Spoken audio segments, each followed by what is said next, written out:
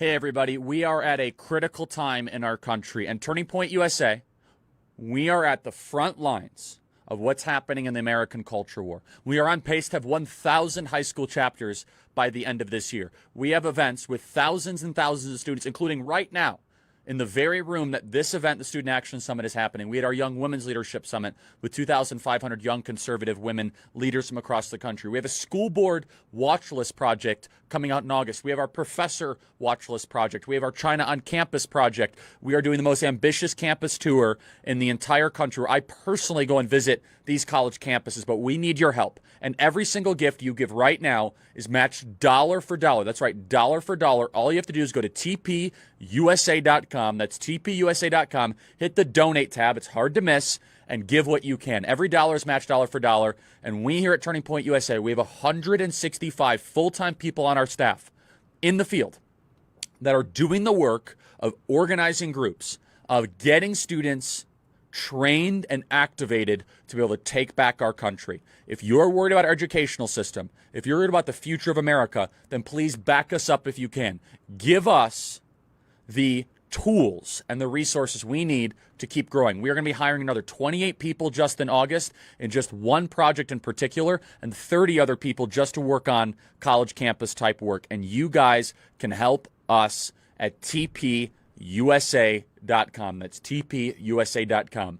God bless you guys. Thank you so much for backing us. Remember, your gift is matched dollar for dollar at tpusa.com.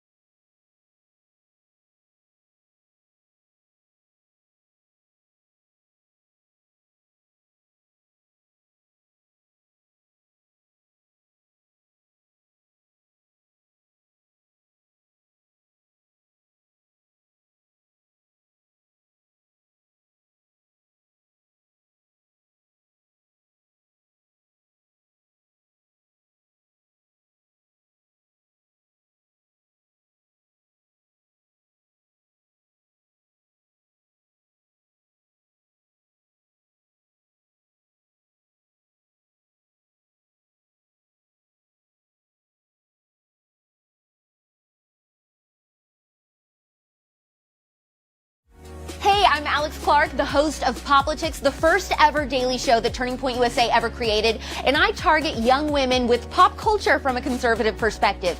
To support shows like mine, please go to tpusa.com/donate.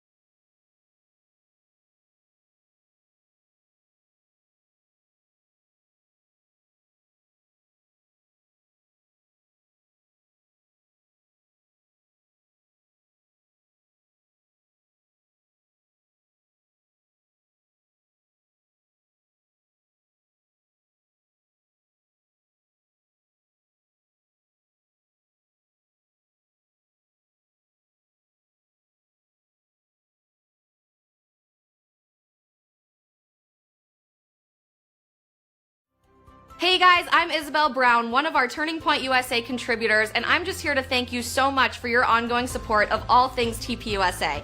I got my start on my college campus starting a chapter, so I know firsthand just how important the work that we do on the ground of America's college campuses is every single day. Now doing what I do as a contributor, I get to reach hundreds of thousands of people every day, including with my new shows in the TPUSA Productions Department. Your ongoing support means that we can start new shows and new chapters all over the country. You can make a donation to Turning Point USA at tpusa.com/donate.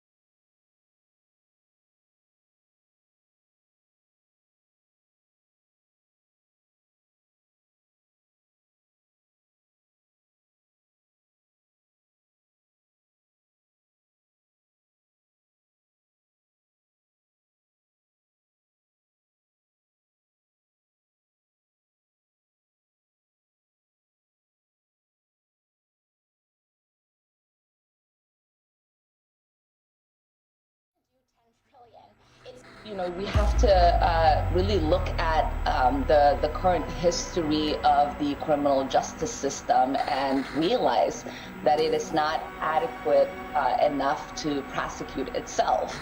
If they believe Donald John Trump incited the insurrection, I'm getting a very good feeling about vaccination right this moment. It's important to me that diversity is put front and center. We went from COVID to the epidemic of gun violence. Walls do not save lives. It will save your life.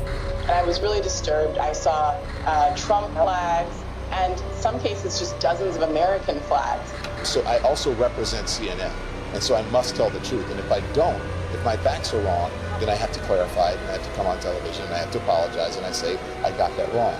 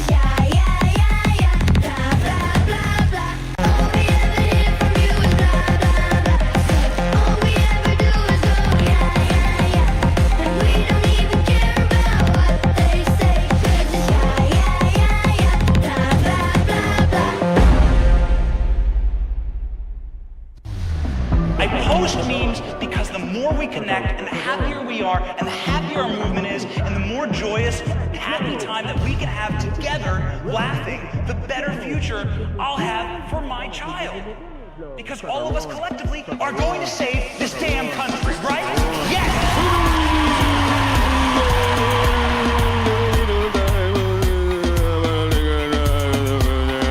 I love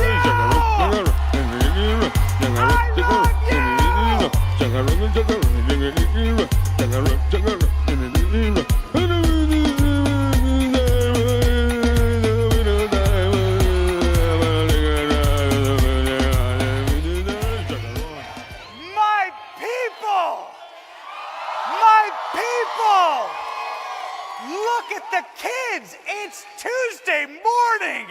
Look at this hype!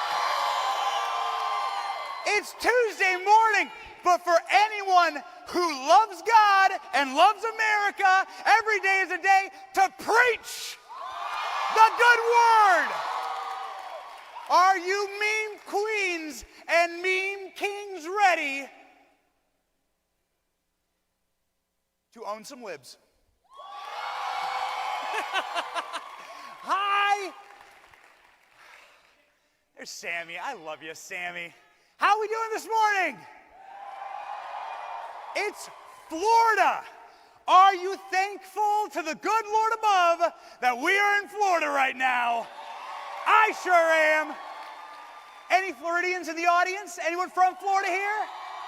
Woo! We are neighbors now, and I am so happy about that. Oh, I'm so glad. I am so happy this morning.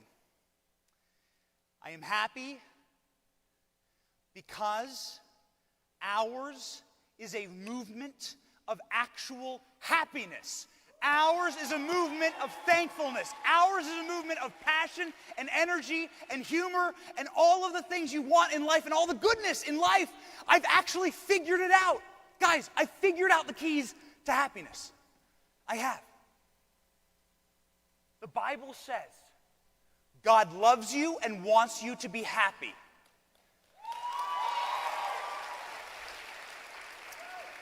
We know this. And I want to talk about basics this morning. I want to just start with the basics.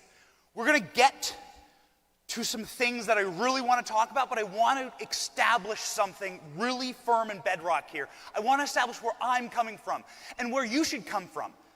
And let's talk about the basics. There's a lot of high-minded stuff that everyone has talked about at this conference. This conference has been amazing. Yes, thank you to everyone who has put it on. But guys, I'm telling you, the key to happiness is so important. The key to happiness is so important, and if God wants you to be happy, it's your duty to pursue that. In fact, as an American, it's your duty to pursue that. Now, the Bible also says, be not overcome by evil, but overcome evil with good. There's a lot of evil in our country right now. I'm telling you guys, I've given this speech a couple times before. This is an urgent moment. This is a time where we gotta focus. Am I wrong? There is evil in our country right now. We're seeing it every single day. And so now is the time to focus up and get based. Literally based. What is our base? Let's talk about that. The Declaration of Independence says we are entitled to life, liberty, and the pursuit of happiness. This is incredible. This is the only document in government history that entitles its people to pursue happiness. This is a wonderful thing. It is important that we take that opportunity to go and establish those three things, because it is actually our birthright. So we must start as conservatives with protecting those three things. Let's start with life. We as conservatives are the people who embrace that as a movement in this country. We value life. Whenever you're ready, whenever you're ready, whenever you're ready, whenever you're ready, can we? Basics. Abortion robs an American of their right to life. Therefore, it is evil and it is unconstitutional.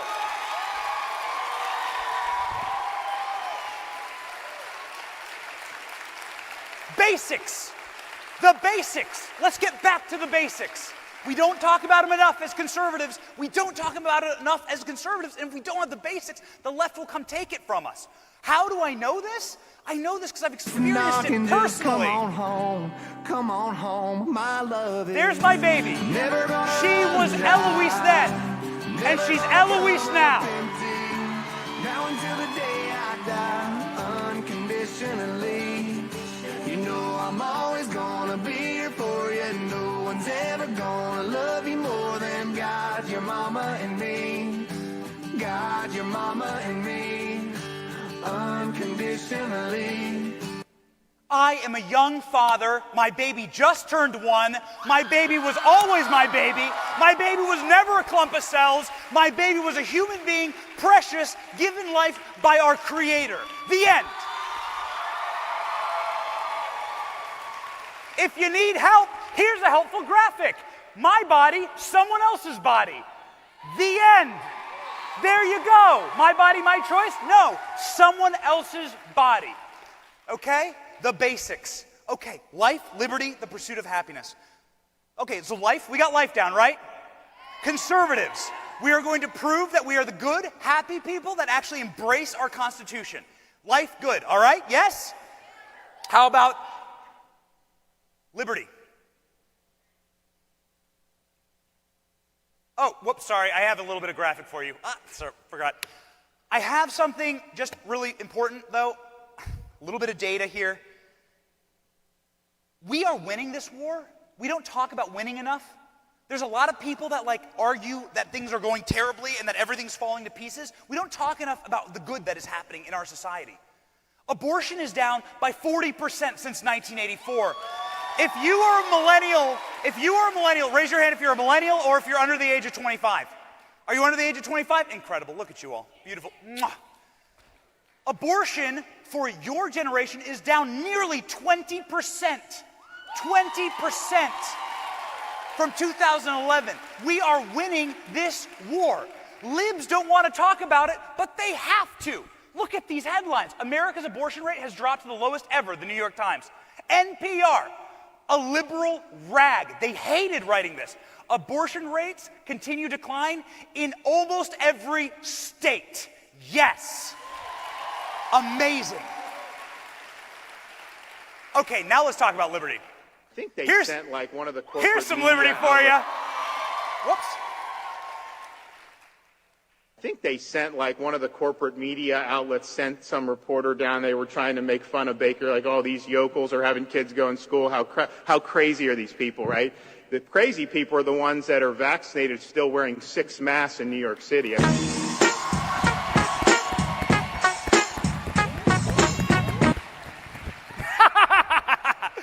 Okay, what does liberty do? Liberty is the greatest, and I can show you with data.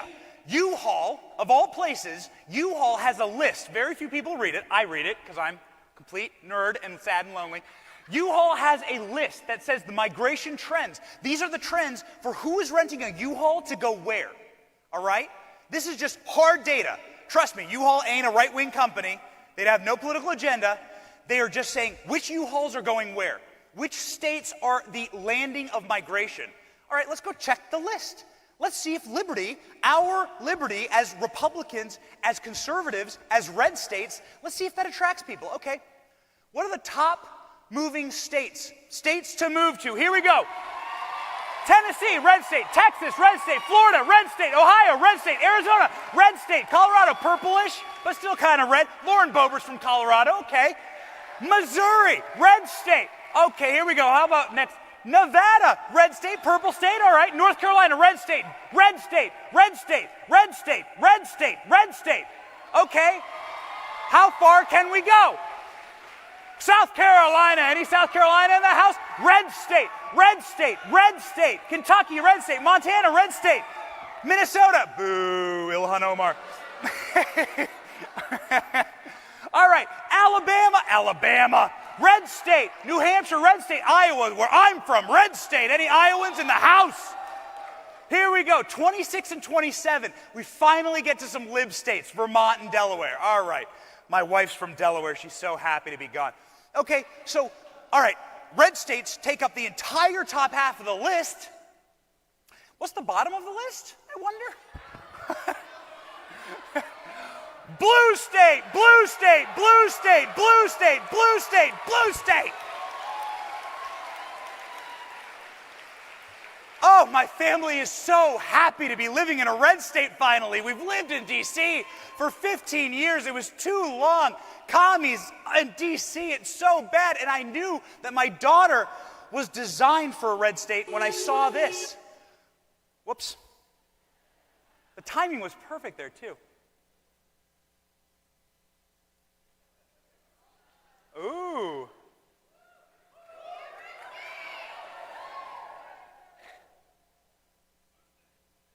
Boo, blue states.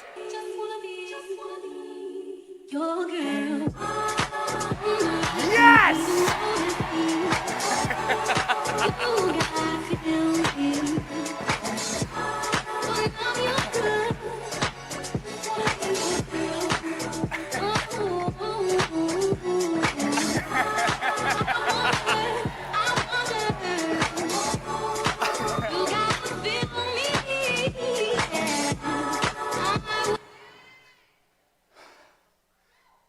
My daughter is 1 year old and she's smarter than Dr. Fauci.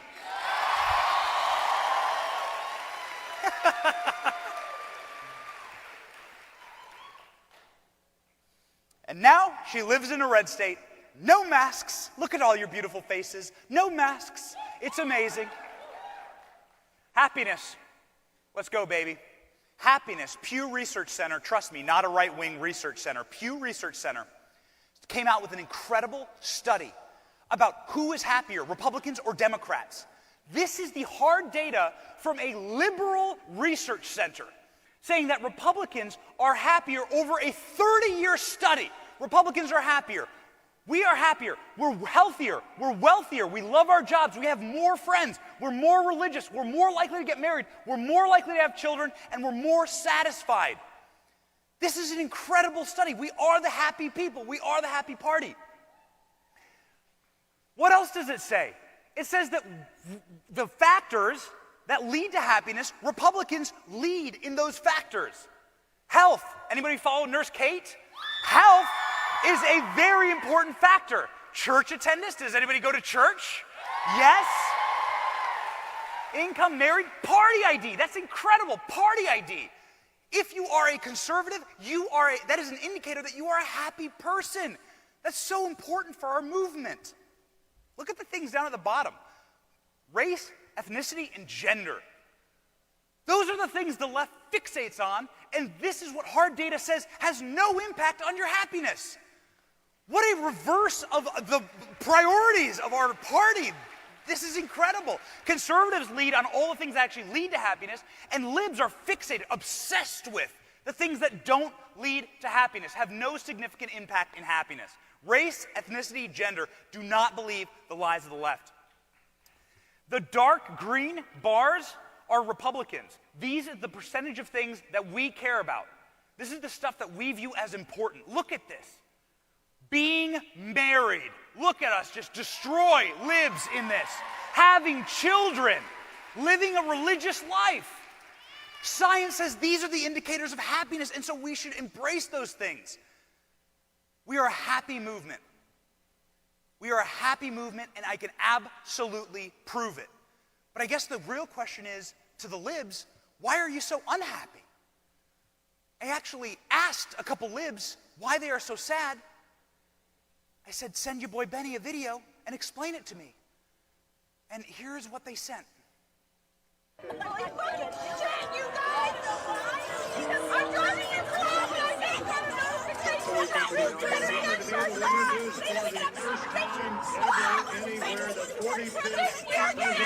Okay, got it. Okay, got it. All right, lib.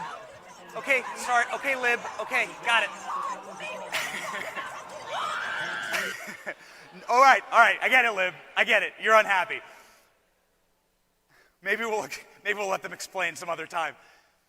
I can prove to you guys beyond a shadow of a doubt that our party is the happy party, that we can have nice things, that we have better things in every conceivable category. I can prove it. Are you ready? Here we go. Let's prove it. President. Here is the president the libs want.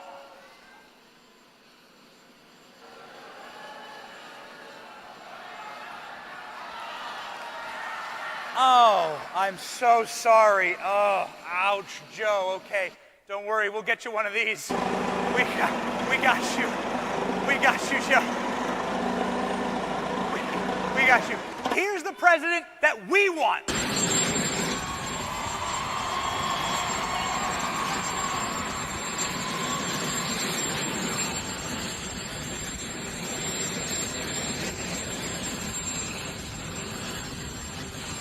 Yes. How about First Lady? Here's how libs perform. Here's how libs perform in the First Lady. Say it with me. So say it with me. Si se puede. The future is ours. Thank you. Si se puede. Yeah, Jill Biden follows after her husband. She can't speak Spanish. She definitely can't speak English that well. But do you know who speaks 5 languages?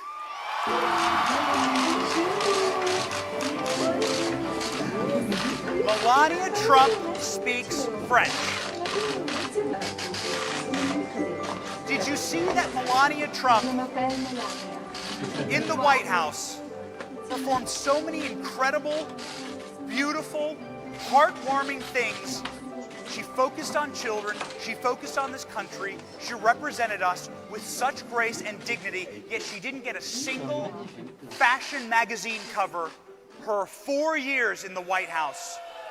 She speaks 5 languages, she's a genius level IQ, and Vogue magazine went dark until Jill Biden comes into office, and then Jill Biden gets the Vogue magazine cover. I don't own a fashion magazine, but if I did, she'd be on the cover every single time, every single edition. Melania Trump would be on the cover. So until I own a fashion magazine, the best we got is this event. So we're going to celebrate our beautiful, ravishing First Lady, who absolutely was a stunning display of grace and dignity and did us proud. Who wants to go to this Christmas party? I want to go to this Christmas party.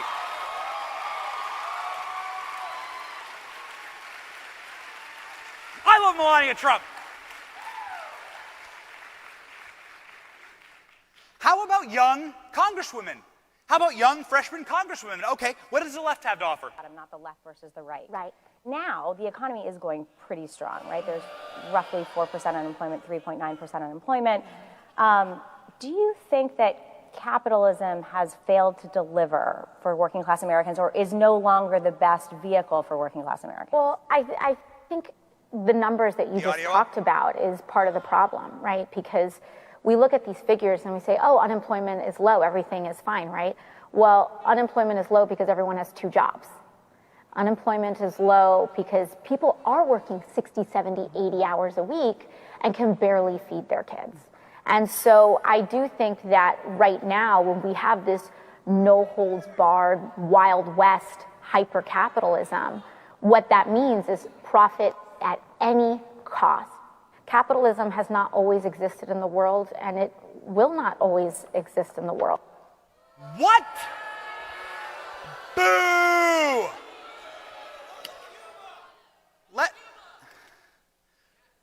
Trade offer. Trade offer. All of the American commies for all of the Cuban American flag-waving patriots who love freedom. We build a raft called the USS AOC. We put her in the front. We kick it off to Cuba.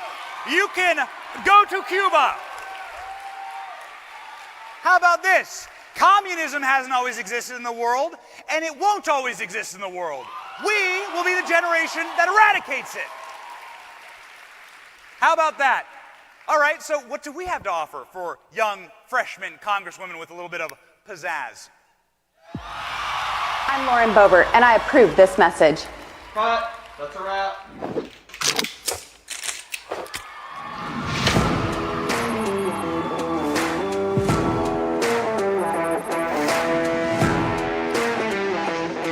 Hi, I'm Lauren. I'm a newly elected congresswoman from Colorado. Even though I now work in one of the most liberal cities in America, I refuse to give up my rights, especially my Second Amendment rights.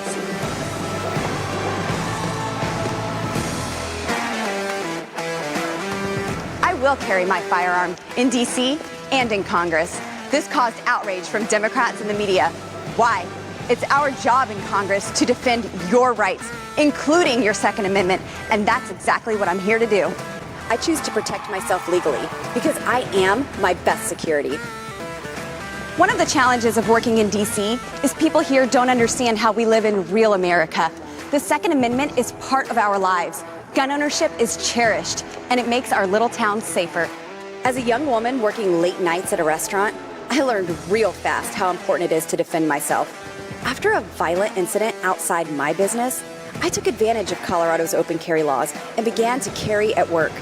My waitresses asked if they could open carry too, and now Shooter's Grill has mandatory firearm training and target practice available for my staff, most of whom are young women. Educated, law-abiding gun owners are the safest people in America to be around. So when anyone comes in to limit the rights and safety of my family, I'll tell them exactly what this mom thinks. I am here to say hell no, you're not. I have 4 children, I'm 5'0", 100 pounds, cannot really defend myself with a fist. All you're going to do is restrict law-abiding citizens like myself. So this is why I choose to defend myself and my family. Not only is it my right, but it's a right I was sent here to protect from Rifle, Colorado. So if you see me in D.C., say hi. You're safe with me. Who loves Lauren Boebert? Who loves Lauren Boebert? Anyone from Colorado here? Yes? Any female gun owners here? Hell yeah!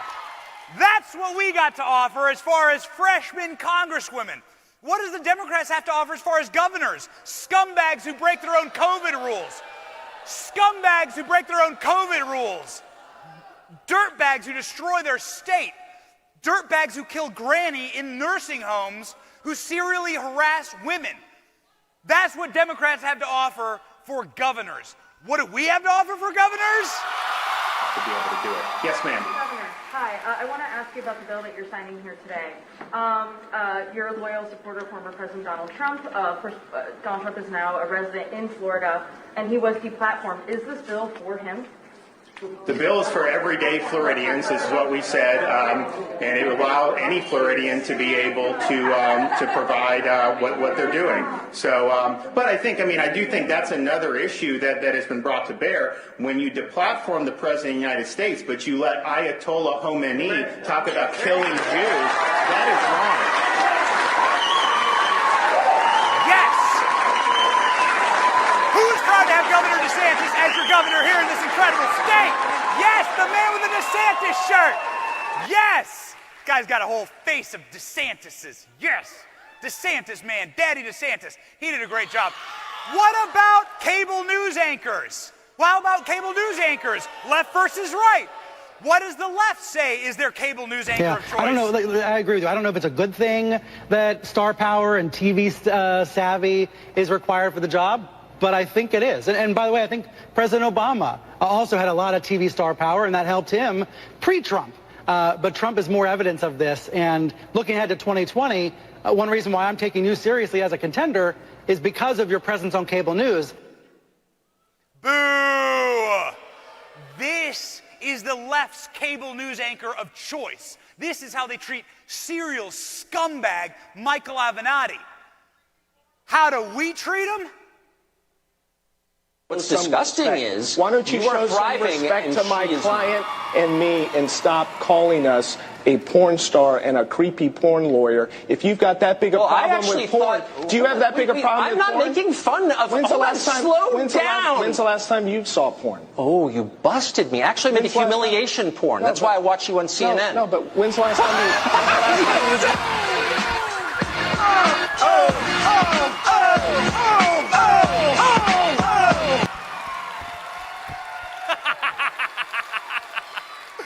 Yes! Guys, we are better in all of these categories. We win in all these categories. We don't talk about how good our movement is enough. We don't talk about how good those principles, those founding principles, all these people are taking those founding principles, life, liberty, happiness. They're applying them to their jobs. Whatever you want to do, whoever you want to be, as a conservative, you can do it better than the left, especially press secretary. White House press secretary. This is what the left has to offer. The use of vaccination centers when they get stood up across the country. Does the White House support that request? I did ask our team about this. You or someone else may have asked about this the other day, and I think I have something on it here. This is a circle back in real time.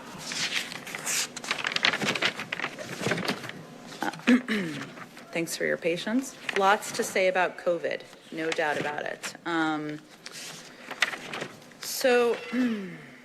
Let's see. Yes. Oh, yes. Let me talk to our team about it. Can't wait to ban you all on Facebook. Hold on. This is what we have to offer as White House press secretary. In a previous life, before you were press secretary, you worked for the campaign. And you made a comment, I believe, on Fox, in which you said President Trump will not allow the coronavirus to come to this country. Given what has happened since then, obviously, would you like to take that back? Well, first, let me note, I was asked a question on Fox Business about the President's travel restrictions. I noted what was the intent behind those travel restrictions, which is we will not see the coronavirus come here. We will not see terrorism come here, referring to an earlier set of travel restrictions. I guess I would turn the question back on the media and ask similar questions. Does Vox want to take back that they proclaim that the coronavirus would not be a deadly pandemic? Does the Washington Post want to take back that they told Americans to get a grip, the flu is bigger than the coronavirus? Does the Washington Post likewise want to take back that our brains are causing us to exaggerate the threat of the coronavirus? Does the New York Times want to take back that fear of the virus may be spreading faster than the virus itself? Does NPR want to take back that the flu was a much bigger threat than the coronavirus? And finally, once again, the Washington Post, would they like to take back that the government should not respond aggressively to the coronavirus? I'll leave you with those questions, and maybe you'll have some answers. That is a press secretary. Thank you very much. Boom! That is a press secretary. That's Kayleigh McEnany's press briefing book. That is an actual photo of Kayleigh's press briefing book. Here is a photo of Jen Psaki's press briefing book. Circle back, circle back, circle back. Jen Psaki said this week. I've started with the Bible verse about overcoming evil with good. You want to see evil in our life? We've increased disinformation research and tracking within the Surgeon General's office. We're flagging problematic posts for Facebook that spread disinformation.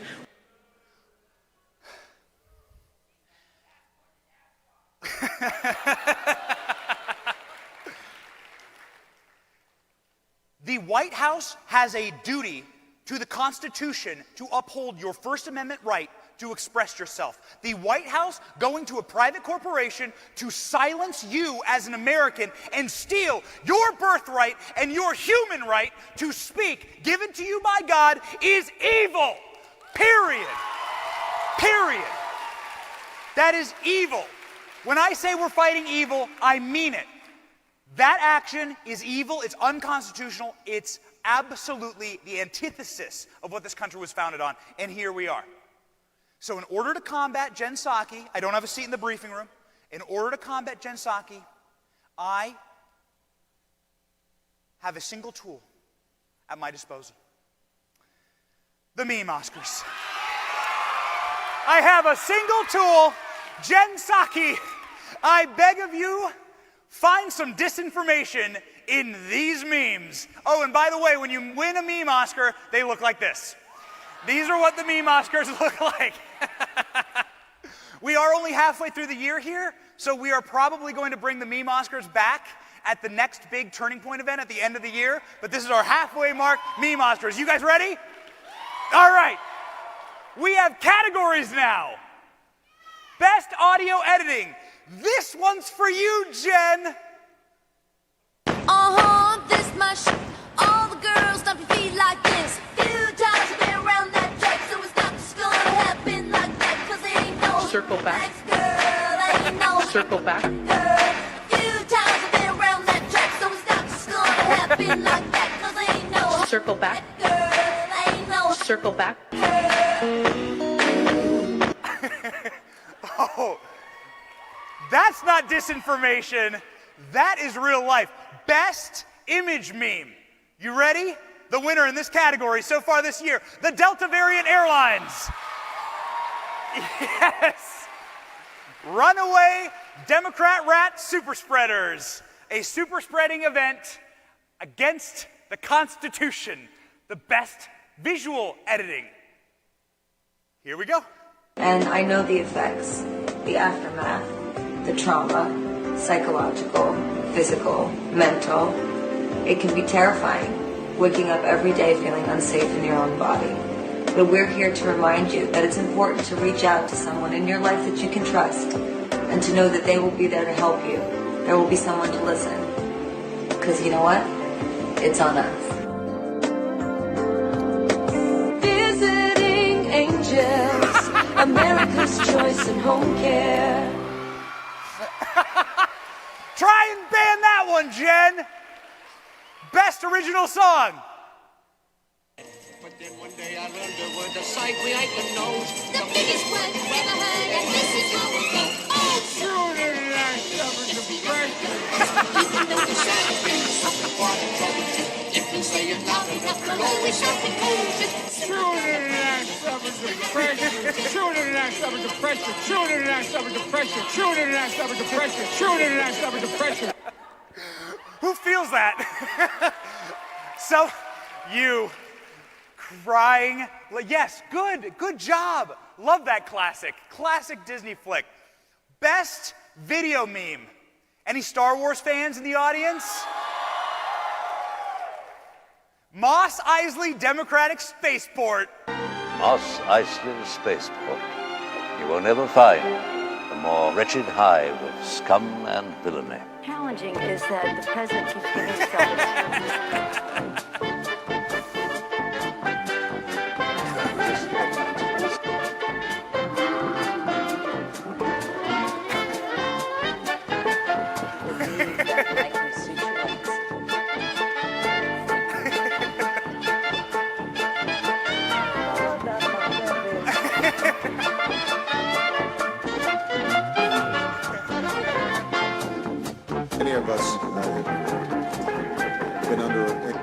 think I had a choice?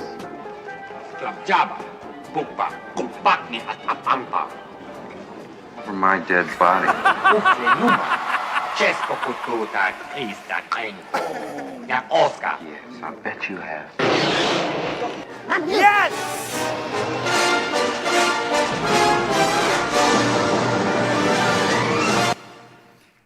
Look at how creative this movement is. We are the happy, creative people. This is how creative this movement is. This is why I say the left can't meme. Libs, if you have a good meme, show it to me. I'm an honest man. If you own us with a meme, I will say, okay, Lib, you owned us. Libs don't have memes like this. We are the only ones who have memes like this because we are the happy people, the creative people, the people out of happiness in our lives. And finally, in memoriam, our meme that has passed on into the meme heaven, one of my favorite memes ever, Donald Trump. Perhaps. WWE. Indeed, yes. The Donald is here, live on Monday Night Raw. He's still here. And Mr. Trump not coming alone. I like how he travels. Donald Trump is in a world he is not familiar with. This is not real estate. This is the WWE. Oh, no! Oh, what's this beer? What's this beer? Hey, look at this! Donald Trump! Oh, my God! What the hell? The ring just imploded!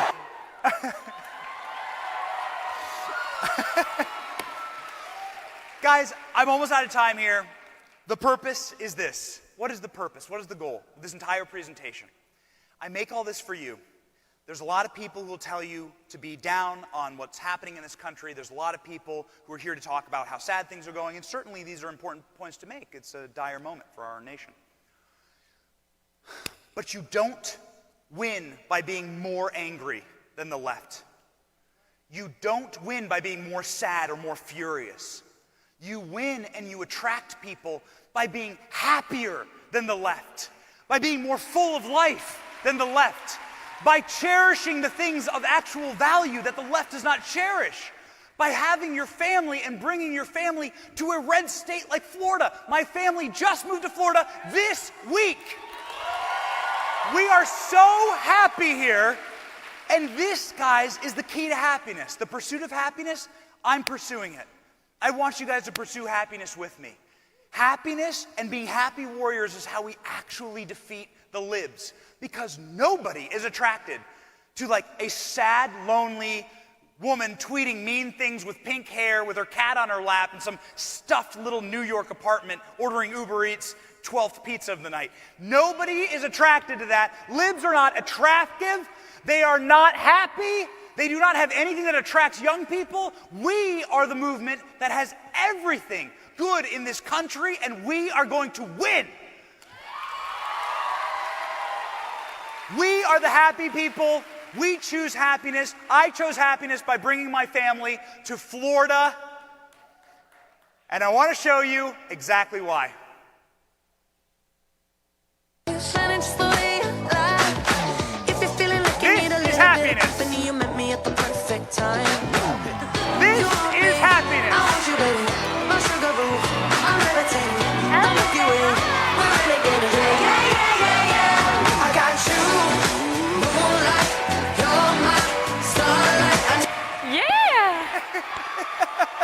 Is that you?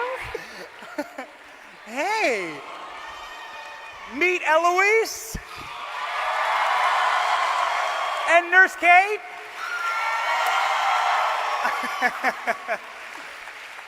We choose happiness. We choose to be around our people. We choose to be around people that choose happiness, family, God, and love this country. That's why we choose to live in the red state of Florida. Absolutely. And also healthy people. Nurse Kate can talk about that. Any Nurse Kate fans in the audience? Yeah. Yay. All right, guys, we have about 5 minutes here. We'll take some questions if you have them. I'm sorry that we ate up a lot of our time, but if you've got any questions, we'd love to answer them. We'll answer them quickly. As a family. Cool? Luis, you have anything to say to the nice people? Are you speechless? She still speaks better. She can't speak a word of English, but she still speaks better English than Joe Biden. Yes, please. Hi, I'm Christy Wolfeld, and I want to know your thoughts on something big that is festering in our country. But first, I want to present some information. At least 85% of 14 through 18-year-old boys and 60% of 14 to 18-year-old girls consume pornography. 94% of children will see porn by the age of 14. 46% of American divorces involve one of the parties having an obsessive interest in pornographic websites. So, my question is, keeping in mind that pornography is pervasive even in this very room, what effects do you think the massive pornography consumption has on America, and what do you want to see done about it? Okay. I'll actually start on that one. Women need to stop accepting that pornography is a part of your life and that you have to live with a man who is addicted to pornography. That is not a standard you should accept, and you should reject that. That is not okay. And women often set standards for sexual morality in cultures, so be better, ladies. Hold better standards. Hold yourself to a high standard. Hold your friends to higher standards. And reject a society that tells you that it is okay to be treated like you are an object. You are not an object. You are divinely created by God with a purpose. Go live your purpose and reject this culture that tells you otherwise. How can you top that? I'll just speak to the young men. Guys, addiction, synthetics. This is the world. They're trying to steal what is good and great and real from you. They're trying to take real passion out of your life by replacing it with a synthetic, something that isn't real. You must treat porn like an addiction, like any other addiction. You wouldn't say being addicted to alcohol or meth is a good thing. Those are synthetics to give you a simple high that isn't real. I can tell you what is real. This is real. Having a life, loving your wife, not cheating on your woman, loving your wife, having children. This is real happiness. The synthetics are designed to destroy you. So treat them like the poison they are. Porn is a poison. Porn is a poison. It isn't real. Be done with your addiction to porn. You will live a happier, better life.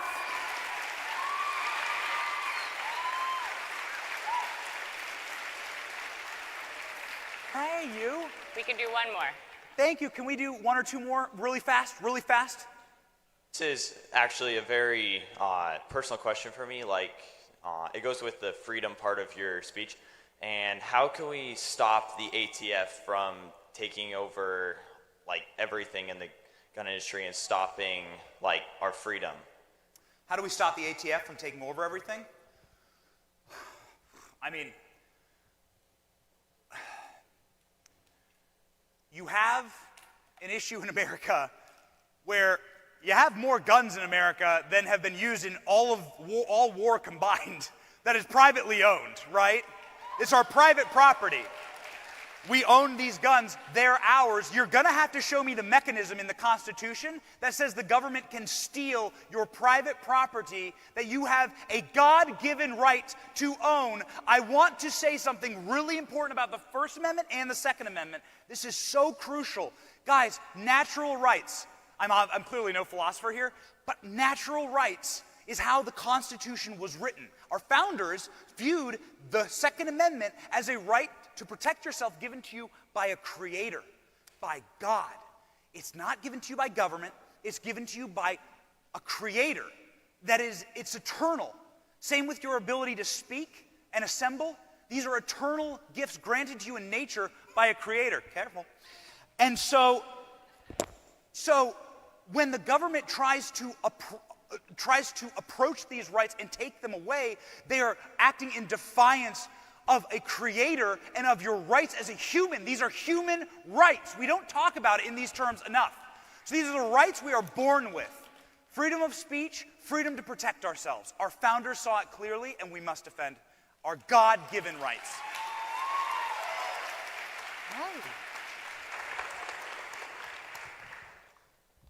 Hi, my name is Topher. I just have one question, which is, how do we turn the focus back on the family? Yeah.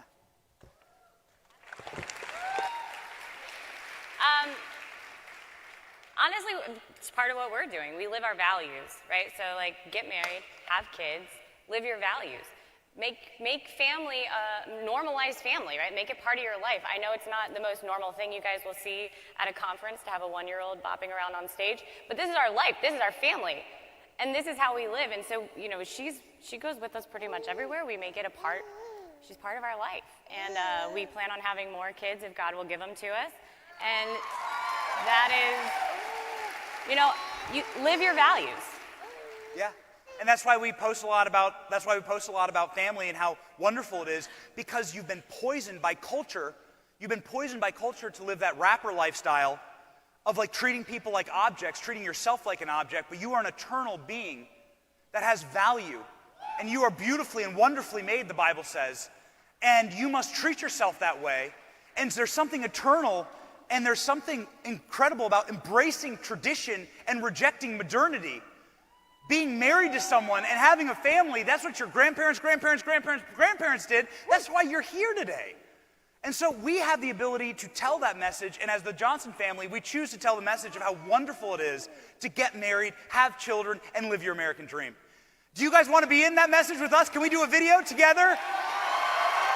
And then we got to be out of here, but we'll do a video from the stage. We love you all. Thank you so much. We are here for you. Let's see here. All right.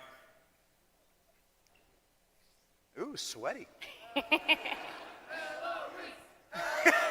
The Johnson family at Student Action Summit. We got Eloise on stage. Look at all these patriots.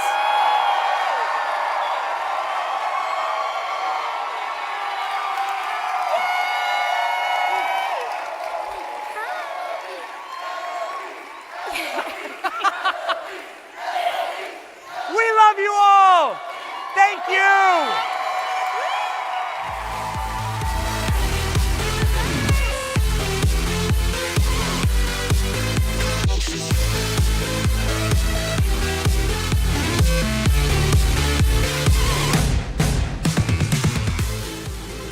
I would be careful to listen to about big tech saying that they're going private.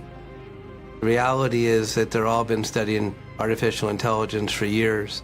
It's all about patterns. It's all about metrics. It's all about behavioral control. The basis for how they exist is selling that. Amazon and Google, no question, they are encroaching even further into our homes. They're collecting more data about us. It is terrifying, and you wonder if consumers actually understand.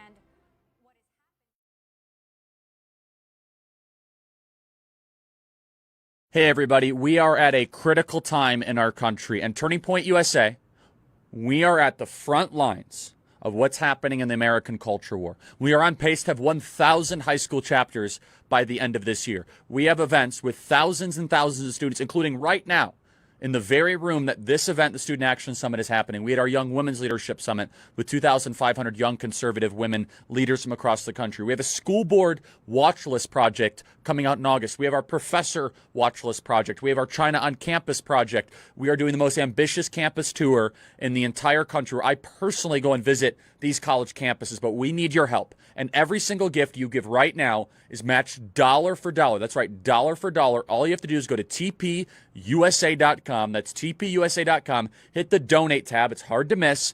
And give what you can. Every dollar is matched dollar for dollar. And we here at Turning Point USA, we have 165 full-time people on our staff in the field that are doing the work of organizing groups, of getting students trained and activated to be able to take back our country. If you're worried about our educational system, if you're worried about the future of America, then please back us up if you can.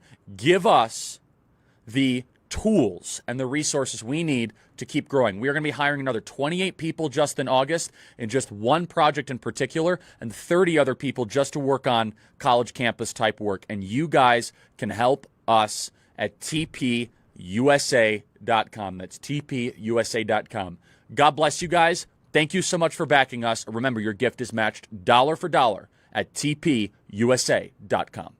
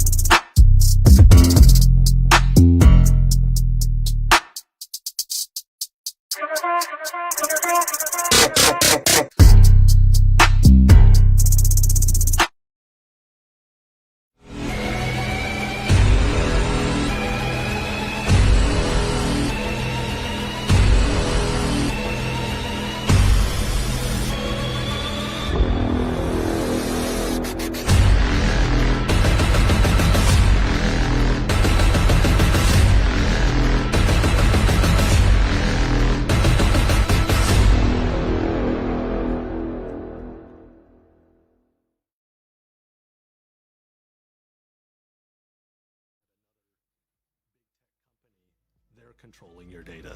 It's time we take the steps to communicate freely. Support us in the movement to allow open communication and collaboration on your campus. Use Squad Pod to take back control of who you communicate with without any outside influence or censorship. Every one of you have the right to speak openly and freely. It's time to make a stand. We can no longer allow our personal information to be the product big tech sells to line their pockets. That's why we at Turning Point USA love Squad Pod. Download the app Squad Pod, create a squad, and invite your team. You won't be spied on. It's totally secure, and protect your First Amendment rights as an American.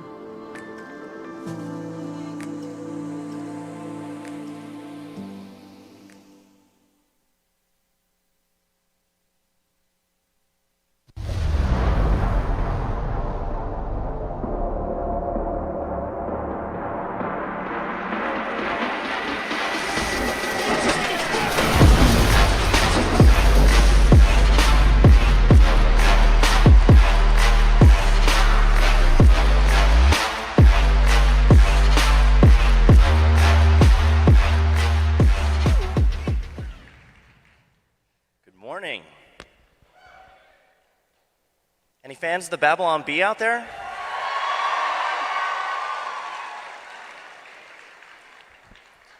Sorry, I downloaded this speech from freespeeches.net. Just give me a second to load this here. It had a good rating. The world has become too absurd to be satirized. Who agrees with that statement? It's interesting who made that statement. It was G.K. Chesterton, writing in 1911. 1911, he said, the world has become too absurd to be satirized. That was before math was racist. That was before men were breastfeeding babies, or trying. They try. It was before men were competing against women in sports. It was before we were talking about abolishing the police as crime rates are rising at catastrophic rates. It was before all of those things, and he still thought the world was too absurd to be satirized. Now, we're trying to write satire in an age where the truth is almost impossible to exaggerate. You end up with these crazy situations where the stories that we end up publishing are incredibly believable because everything's believable, or they end up coming true. Have you guys ever seen one of our fulfilled prophecies, where we actually tell a joke and then a little bit later it actually happens? I've got a few examples for you if you guys want to see some of those. So this is a Babylon Bee headline that we wrote back in September of 2020, And okay, this is CNN, right? Like, we do more real news than CNN. But they're talking about, we had the Abraham Accords going on, and we make this joke that CNN criticizes Israel Arab leaders for shaking hands in the middle of a pandemic. This is a joke about how we think CNN is going to cover this. How do you think CNN actually covered this story? This is a few hours later on the same day. White House largely disregards coronavirus precautions during Abraham Accords signing. Exactly the same thing that we said just a few hours before. As a joke, they lived up to it. Nevada church avoids coronavirus restrictions by installing slot machines. We thought that was a pretty brilliant idea. Apparently some real people did too. Packed house at Evangelicals for Trump prayer and praise event in Las Vegas. Nevada governor banned church services, but casinos can operate at 50% capacity, so we are praying in a casino. That was a pretty incredible video, if you guys saw that. It was pretty awesome. You couldn't go to church, but you could gamble. Snopes introduces new factually inaccurate but morally right fact-check result. This rating is used for claims that aren't technically correct but are on the right side of history, so we won't call them out for being entirely wrong. That was a joke. But now look at this Snopes headline here. Did Colonel Sanders steal KFC's original recipe from a black woman? An intriguing rumor about cultural theft in fried chicken lacks concrete evidence, but alludes to a deeper truth. Pants sales plummet as everyone working from home. Silly, right? March 25th, 2020, the very next day, amid coronavirus, Walmart says it's seeing increased sales of tops, but not bottoms. Now this one is a joke we didn't think would ever come true. BLM rioters awarded Nobel Peace Prize. Well, it was at least partially fulfilled when The Guardian put this out, Black Lives Matter movement nominated for Nobel Peace Prize. The Peace Prize. Now, we're criticized sometimes for our jokes being believable, but you guys gotta understand something. Jokes are funny because of their proximity to the truth, not their distance from it, right? When we tell a joke, if it's so divorced from reality that you couldn't possibly believe that it was true, it's not going to be funny. You're not going to laugh. It's not going to have any connection to reality. And if it is believable, then guess what? That's an indictment of whoever or whatever we're satirizing. It's not an indictment of satire. But they want to make it that way. They want to act like we're trying to misinform people on purpose, and they're doing that for a very specific reason. They're doing it because they want to shut us up, and they want to silence us. There's a lot of ways, though, that the left is killing comedy. I don't know if you guys have seen, but there's a number of comedians. They won't even do comedy shows on college campuses anymore because they're risking offending people and getting people upset and having these calls for cancellation. The left is imposing so many rules on what you can and can't say, and they're even trying to enforce them on comedians. Now, the funny thing is, comedians are the ones who flout that stuff. They make fun of the people who make the rules, right? That's what they're supposed to do. The comedians who listen to this nonsense and censor themselves are themselves a joke, in my opinion. We have to be willing to say the things that we're not supposed to say and make the jokes that we're not supposed to make. They have this new thing now. Have you guys ever heard of punching down? Punching down is this new criticism of comedians. You're not allowed to punch down. And I wonder, what do they mean when they say that? Imagine thinking to yourself, I can't joke about those people. They're beneath me. Could you imagine having that thought go through your head? Like, how condescending is that? I can't joke about those people. They're beneath me. If I were to joke about women, I'd be punching down. They're beneath me. That's absurd. If you believe we're all equal, then you should be able to joke about anything and anybody. But it's one of the ways that they're trying to silence comedians by making rules about who you can and who you can't joke about. But that's not the only way they're doing it. They're also trying to silence comedy that they don't like by engaging in censorship. I had an email dialogue going back and forth with Facebook recently, and our reach is like plummeting. you guys have probably heard this from a number of different conservatives with popular pages. You know, we have 1 million followers on Facebook. Like 2 years ago, we only had 500,000 followers, but we had way more reach and engagement. So the reach is just going down and down and down, and I emailed them, I asked them, are you guys throttling our reach? And they reply, oh, hey, Seth, thanks for reaching out to us. We're glad you're communicating with us. We want to work with you on these issues. You don't presently have any violations on your page. Well, that's not what I asked. I asked, are you throttling our page? Silence. They don't respond. But we're now facing a variety of attacks beyond just this behind-the-scenes reach throttling. We're actually dealing with a situation where they are fact-checking our jokes and trying to rate our jokes false so they can lump us in with fake news and get us deplatformed. I don't know if you guys saw the one that really kind of kicked this whole thing off.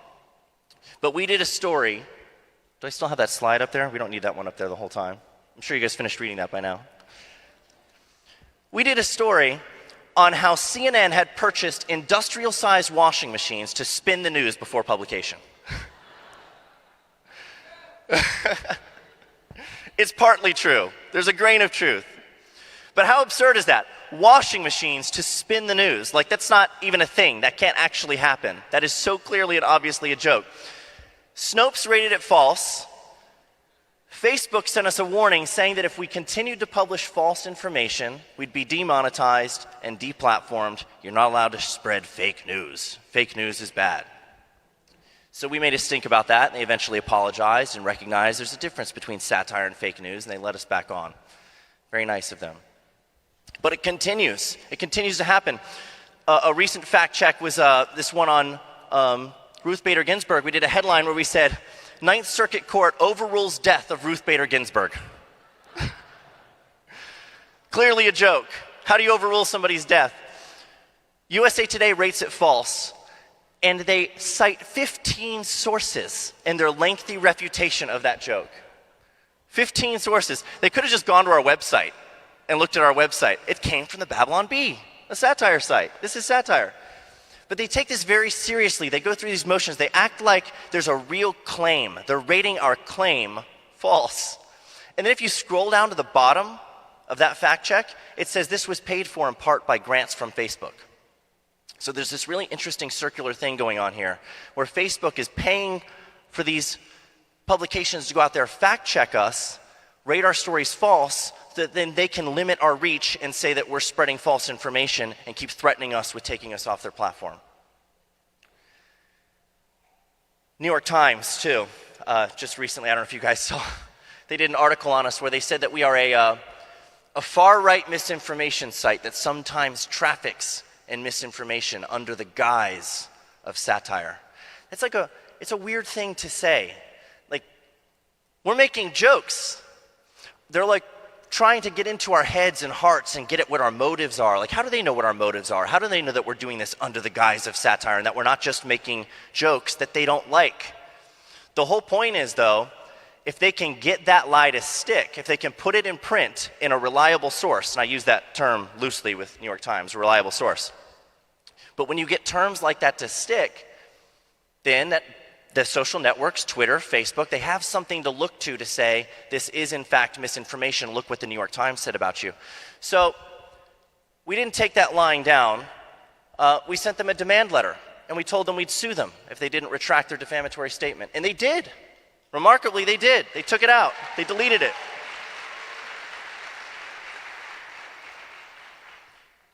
There's absolutely no reason why we should allow them to do that kind of stuff, this bullying, this manipulation. It's incredibly ironic to me that they're out there using misinformation to smear us as being a source of misinformation. They're lying about us. So we're not going to let that continue to happen. But all of this stuff is creating huge opportunities. I don't know how many of you guys, if you really enjoy the Babylon Bee, I don't know how many of you are interested in entertainment and comedy and satire. There's a huge opportunity right now for people on the right to do the kind of stuff that we're doing. The left is choking and stifling and silencing all of their own comedians because they are obeying the rules. They're not going to make jokes that are potentially offensive to anybody. There's a huge opportunity for people to step into that gap and fill that void say the things you're not supposed to say, make the jokes you're not supposed to make, and you can become incredibly popular and generate a huge audience because people want real humor. They want real comedy. So just an encouragement to you guys, there's a huge opportunity right now. Huge opportunity. I won't treat it as competition. I won't sue you. Start your own comedy sites. Make your own jokes. Say the things you're not supposed to say. Don't care that in this environment, jokes are no longer funny, they're false. Who cares? Let them fact check you. Sue them if you have to, but keep making those jokes. I'm often asked, you know, how we respond to this stuff, all of these attacks or people. We're supposed to be having fun with this. This is like, we're trying to bring levity to these issues and have a good time with it. We have these people attacking us all the time, misrepresenting us, trying to get us deplatformed. And I actually find it encouraging. You know, I'm often asked, is it hard? Is it discouraging? You know, you got people like the New York Times and Snopes coming after you all the time. Like, does that discourage you? It doesn't discourage me at all. You know what would discourage me? Is if the New York Times liked me. If the New York Times was writing positive pieces about me, that would be discouraging. The fact that they're actually attacking us, it means we're doing something right. So when you go out there into the world and you start your careers and you're speaking truth boldly and someone attacks you for it, don't like crawl back into a hole and hide and censor yourself. You know, when you censor yourself, you're doing the tyrant's work for him.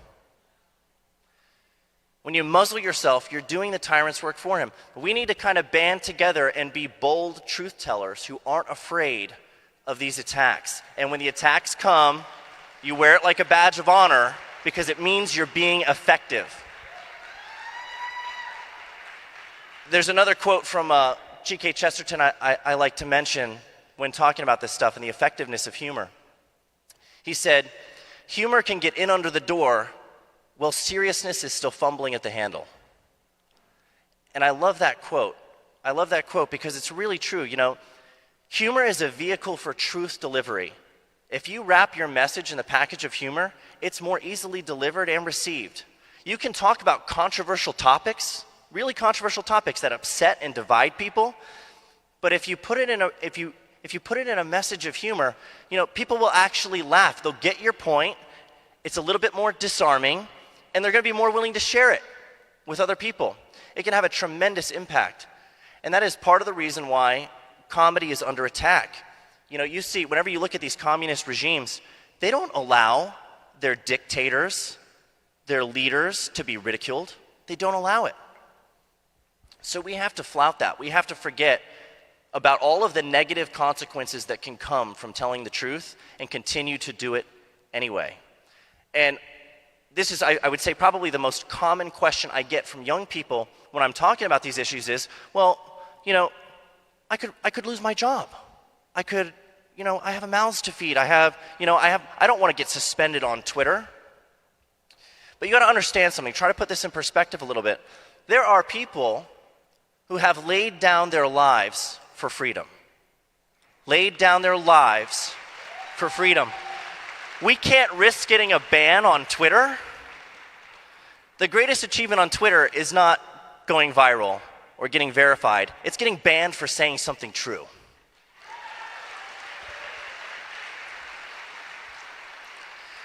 So I don't think we need to fear that. There are risks. There's obviously going to be risks that you take when you go out there and you speak the truth boldly. You know, you're going to get attacked. You might get silenced to some extent. They can't completely shut you up. That's for sure. And you fight back. You assert your right to say what's true. Be bold. Be truth tellers. Don't do the tyrant's work for him. Make the jokes you're not supposed to make. We're going to keep doing that. And I hope you'll continue to follow us as we do that.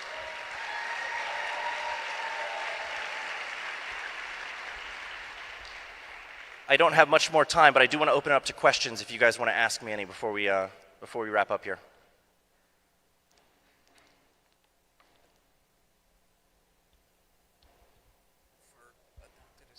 What's happening? Hold on one second. Do we have a mic out there for questions? Can you shout them to me? Will I hear you? Sure, go ahead.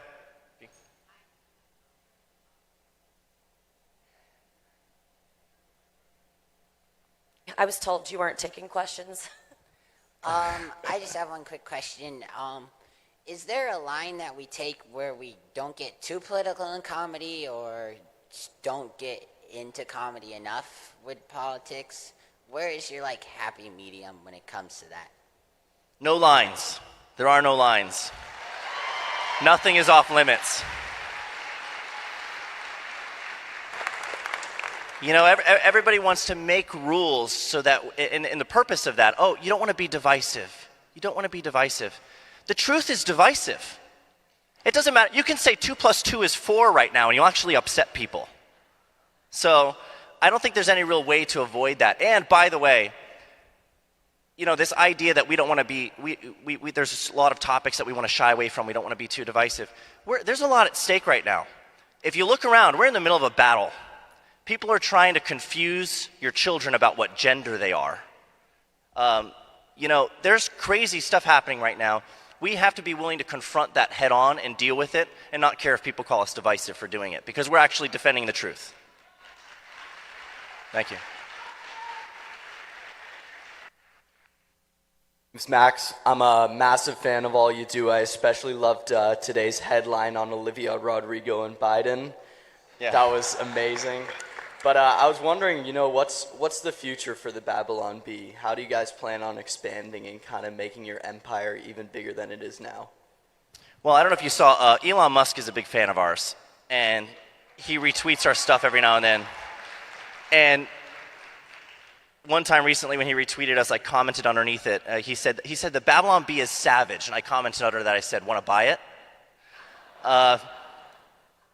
If he's willing to pay me a lot of money for it, I'm just going to sell it to Elon Musk, if I'm being honest with you. The future of the bee, we're just going to continue to grow. I think, you know, we're going to continue to just make the jokes we're not supposed to make and ride that as far as we can. You know, we're trying to get into video now. We're making animations and short comedy sketches. We're hiring more people. So, you know, as long as we still have a voice, we're going to continue to go. This will be the last question.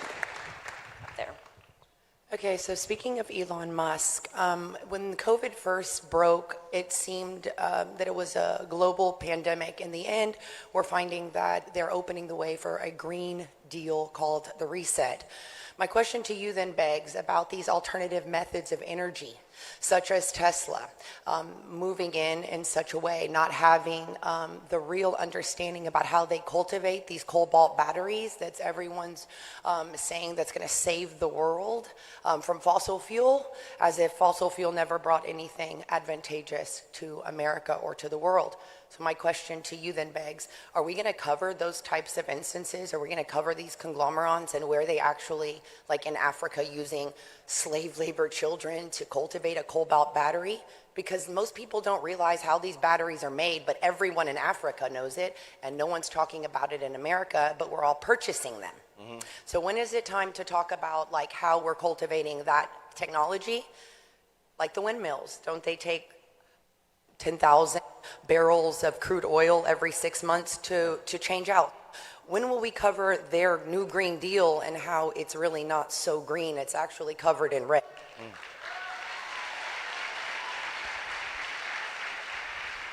That is a very serious question for a satirist.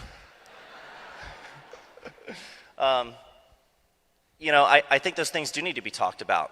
And as far as like what we can do about it, you know, we don't report the news in a straightforward way. If I could summarize what we do as succinctly as possible, I'd say we ridicule bad ideas. Ridicule bad ideas. So, you know, that's what everywhere that we see them, we will ridicule them. And that sounds kind of negative, but it's actually a positive thing when you can attack these ideas before they take root in people's minds and hearts. So that's really our mission, and that's what we're trying to do. So it's stuff like that, where you know you'll see headlines on our site ranging on from all kinds of issues, from policy to culture to Christianity and evangelicalism. We're touching on all those things and ridiculing whatever bad ideas we see out there. But the time is now to do that. Thank you, guys.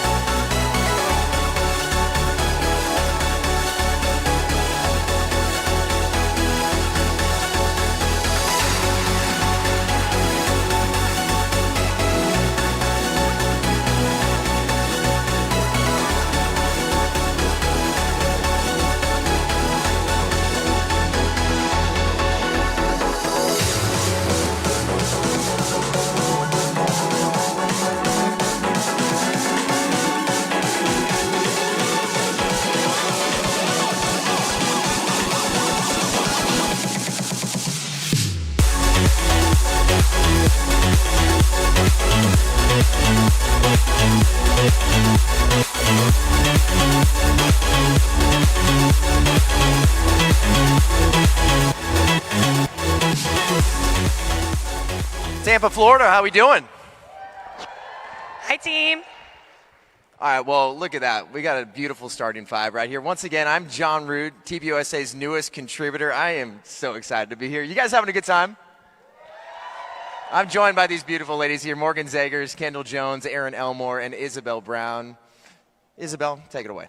All right, you guys, SAS 2021 coming to a close already. I can hardly believe it. We jumped up here on stage this morning as a surprise to you guys to give you more of an in-depth, behind-the-scenes look into what our new project, TPUSA Live, which we announced yesterday, is going to look like here in the next few months, launching on September 13th. So make sure you have that date marked on your calendars. This is something we've been working on at Turning Point USA headquarters for about a year now, every single day with test shoots, writing scripts, making sure we understand what we want this platform to look like. But most importantly is a new opportunity for all of you to engage in brand new, never before seen style content within the conservative movement. So on your social media pages, every single day, Monday through Friday, our website, YouTube, you're going to be getting 3 hours of content that the movement has never before experienced, whether that's in the studio, on the road, on your guys' college campuses, and more. So we wanted to give you guys a behind-the-scenes look into what we've been working on for the last year or so and take a moment to introduce ourselves individually as part of our contributor team. John, why don't you take it away? Well, the best part about this show is we're covering a multitude of topics. We were talking about that yesterday. Like, I have a sports show that's coming out, too, and it's so excited that we're finally going to get to talk about the conservative side of sports, right? You've just been inundated with this woke identity politics that's running rampant. And it's not just politics that are in sports. It's leftist, divisive politics that are in sports. So that's going to be a weekly show. I know Isabel's working on the show as well. But that first hour, you're going to get brand new daily content. And then you're going to join us live at HQ in Phoenix, Arizona. And it's going to be so fun because we're going to have open, real, authentic, loose, fun conversation like you're not going to hear anywhere else. And then you'll get some of those weekly shows like my sports show. Isabel's working on a few different things. Stephen Davis. I can't give away a lot right now, but I know I'm really, really excited. You guys are going to love it, and you're getting it every single weekday. Morgan, you've been a big part of the test recordings for our truly live content that you guys will be getting in hour 2 of TPUSA Live. Tell us more about what your experience has been and what you're most excited for. Well, you know, I was joking with you guys because when we did the first test round, they flew all of us to Arizona, and I had never been to the Turning Point office before. But it is quite the environment, and it's so fun, and it's so inspiring to be in that creative hub. And we were getting briefed for what topics we were going to talk about on the show, and our reactions at the table when we're being briefed was it's the funniest stuff. To hear us, hear the story and go, wait, what? That happened? And so for me, I don't like Twitter anymore. I don't like to go and put my first thought on an issue onto Twitter anymore. I go to the TPUSA Live feed and I share more of a paragraph thought on something, and I'm like, did you guys see this? But that, if I say something wrong or a little too controversial, I could just delete it and not post it. And I'm like, it's going to be unfiltered, real reactions from us on this TPUSA Live show, so I'm pretty excited.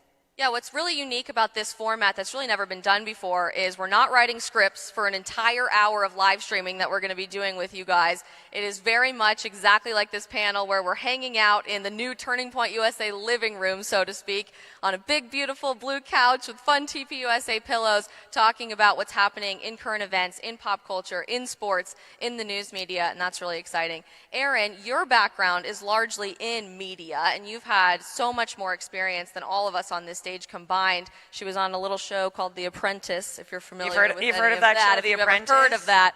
If not, you're fired. No. But anyhow, Aaron is on national television networks many, many times a week. And I think something so unique about TPUSA Live, regardless of what part of our content that we're working on, is that it's a bolster to everything we've already seen in corporate media. We're all working together to win this culture war. What makes this different, and how is this helping the work that you already get to do?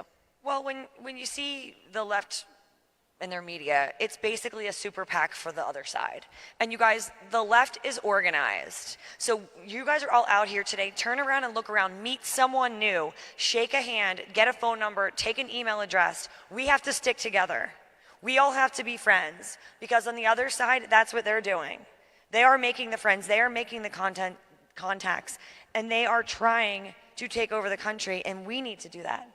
We need to be the positive, happy warriors on the right, doing what's best for this country. And what we're trying to do every day is just talk to you guys like friends and say, hey, this is what I read in the news today. I'm not sure I understand what's going on yet.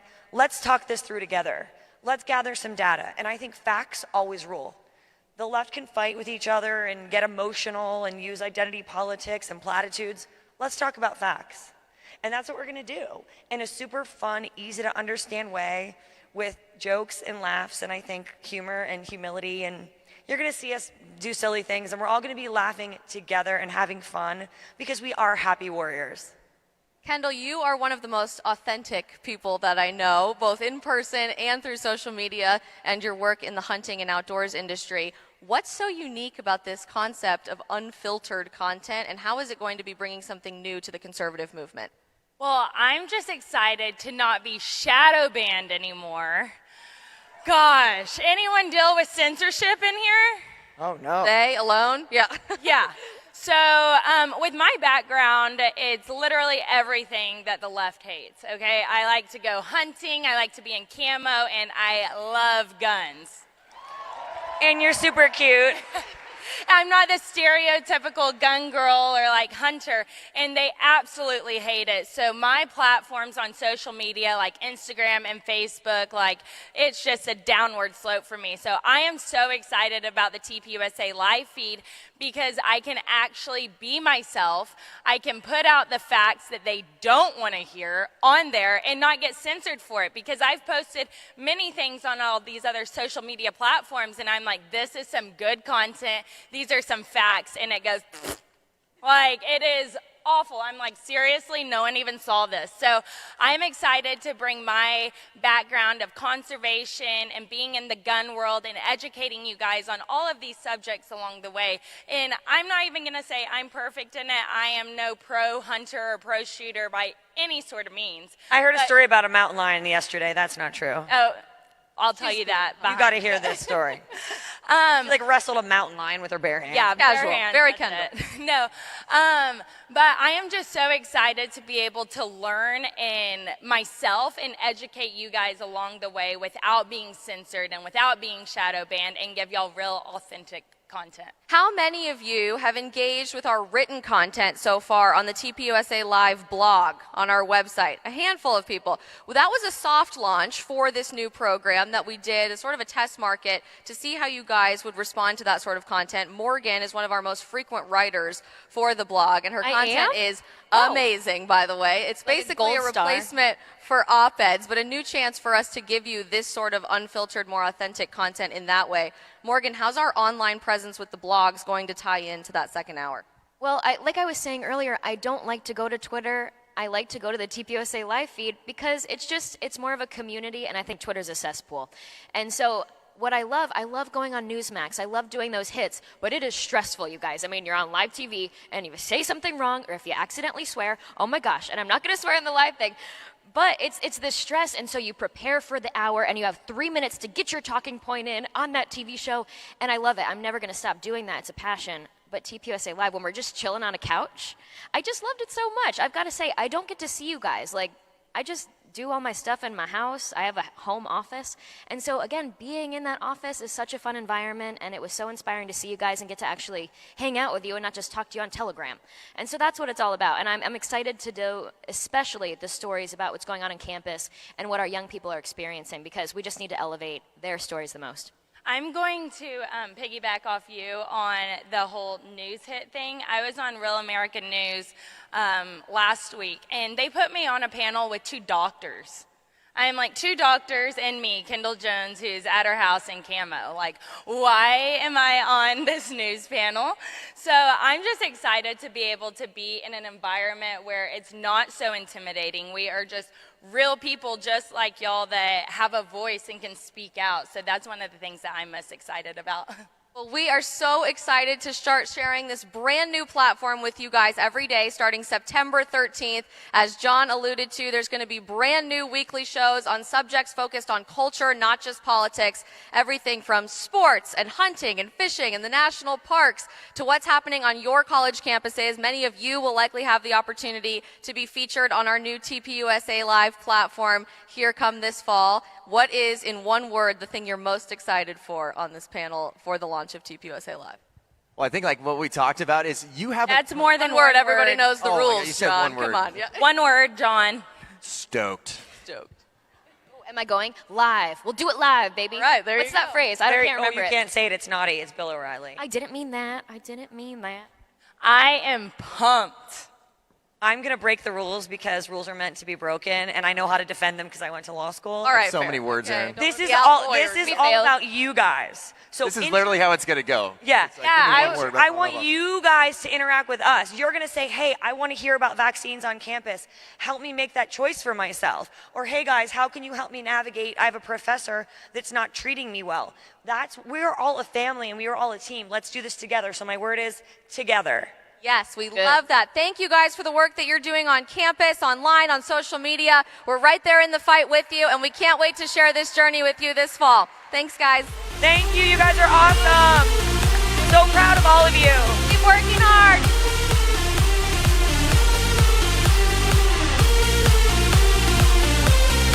Hey, everybody. We are at a critical time in our country. And Turning Point USA, we are at the front lines of what's happening in the American culture war. We are on pace to have 1,000 high school chapters by the end of this year. We have events with thousands and thousands of students, including right now, in the very room that this event, the Student Action Summit, is happening. We had our Young Women's Leadership Summit with 2,500 young conservative women leaders from across the country. We have a school board watch list project coming out in August. We have our professor watch list project. We have our China on Campus project. We are doing the most ambitious campus tour in the entire country, where I personally go and visit these college campuses, but we need your help. And every single gift you give right now is matched dollar for dollar. That's right, dollar for dollar. All you have to do is go to tpusa.com. That's tpusa.com. Hit the donate tab. It's hard to miss. And give what you can. Every dollar is matched dollar for dollar. And we here at Turning Point USA, we have 165 full-time people on our staff in the field that are doing the work of organizing groups, of getting students trained and activated to be able to take back our country. If you're worried about our educational system, if you're worried about the future of America, then please back us up if you can. Give us the tools and the resources we need to keep growing. We are going to be hiring another 28 people just in August in just one project in particular, and 30 other people just to work on college campus type work. And you guys can help us at tpusa.com. That's tpusa.com. God bless you guys. Thank you so much for backing us. Remember, your gift is matched dollar for dollar at tpusa.com.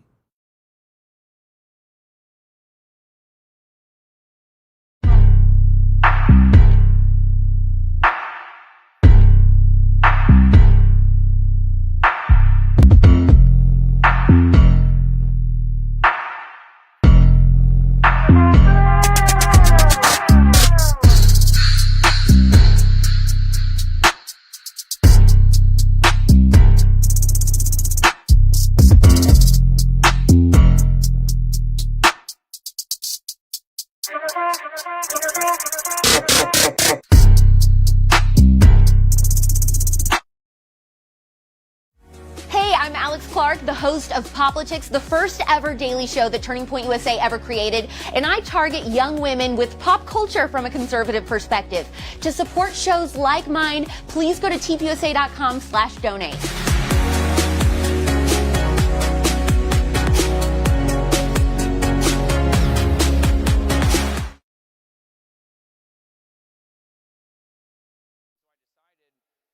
Throw my hat in the ring, and I ended up, like I said, winning that primary, going to the general, winning the general as well. But soon after I got sworn into office, I realized there's not enough young conservatives that are elected to office, that are representing us in our government on the local or state level, definitely not the federal level. Thank goodness we have Congressman Madison Cawthorn at the federal level, right?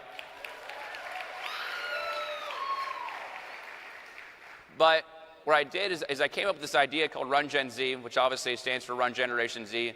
And the purpose of it is to empower, recruit, and mentor the next generation of conservative leaders in America, which we desperately need. And so I contacted 4 other state representatives from across the country, all of whom got elected under 25. 2 gals here from Florida, Josie Tomcount and Amber Mariano, Caleb Hanna from West Virginia, who's the youngest African-American to ever get elected to a state office in American history. Caleb's right here. Give him a hand. And Joe Alexander, who is he's the state representative up in New Hampshire. Anyways, I called these people and I said, hey, I have this idea to create this organization to tell young people like you, if we can do it, you guys too. You guys can do it as well. And so I said, but let's not only focus on state legislative races, let's also focus on school board races, city council races, county supervisor races, because it all starts at the local level, right? These mask mandates that were put on us, the critical race theory stuff, teaching our kindergartners about sexual education, that all starts at the local level. That's not the federal level. And so we have to have young people, specifically young conservatives, rise up and take charge and be able to be the leaders in the community that we need, because we desperately need good conservatives to run for these offices.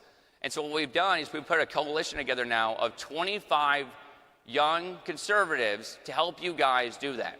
We've had hundreds of young people over the last 6 months sign up to run for office. And so what we do at Run Gen Z is when you guys apply online, so if you go to rungenz.com, when you apply online, you go to the Become a Leader tab.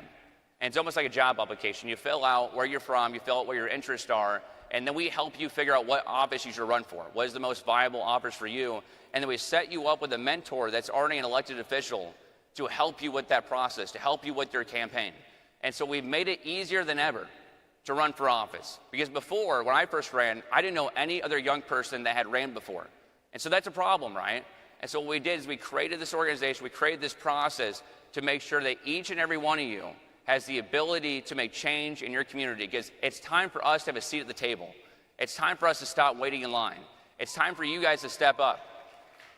Because it's great to come to this conference and listen to the speakers and go back and post on Facebook and Instagram and Twitter about how a great experience you guys had, but that doesn't help anybody. What helps is going back home and running for school board, running for city council, running for a state legislative seat in your community and making the changes that we need. So we have a booth in the back here. I want you guys all to visit it if you guys would. If you guys truly care about this country, if you guys truly care about America, if you guys truly care about preserving this nation, I need you guys to visit us back in the booth. I need you guys to go to our website and apply to become a leader today, and we will help you guys run for office. Thank you guys so much. God bless you guys. We'll see you later, okay?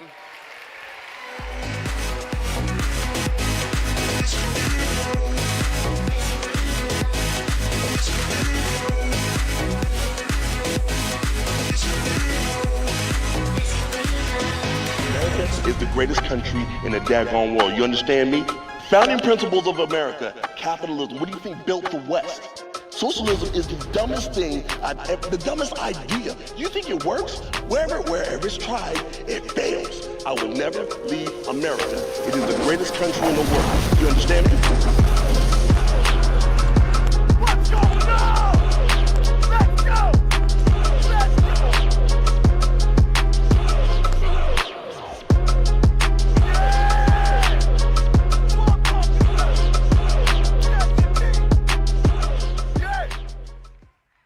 Doing today? Hold on. One more time. How y'all doing today? That's what I'm talking about. That's what I love to hear right there, daggone it. Yes, indeed. Let's get set up. Oh, it is beautiful being out here with y'all. I enjoy it. I've already spoken to a lot of y'all, and I appreciate the conversation that we had. Y'all are amazing. Y'all are awesome. Y'all are fantastic. Woo! I can't get enough of it. I can't get enough of it, I tell you. So, for those who are familiar with my work, let's talk shop.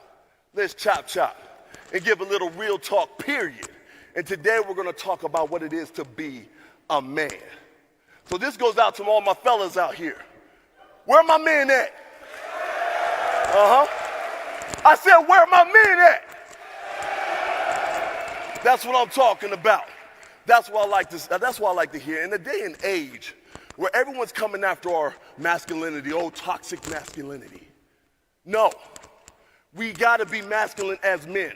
Testosterone flows through our veins. Let's make America masculine again. Are you good with that? Are you good with that? That's what it's about.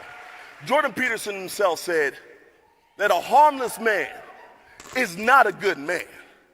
A good man is a very, very dangerous man who keeps himself under voluntary control. That's what we need to be as men. Now, we are to be the standard bearers of our age, right? Back in the day, what a standard bearer was is they would ride into battle with their flag, right? They would represent the flag of their country, of their clan, whatever have you.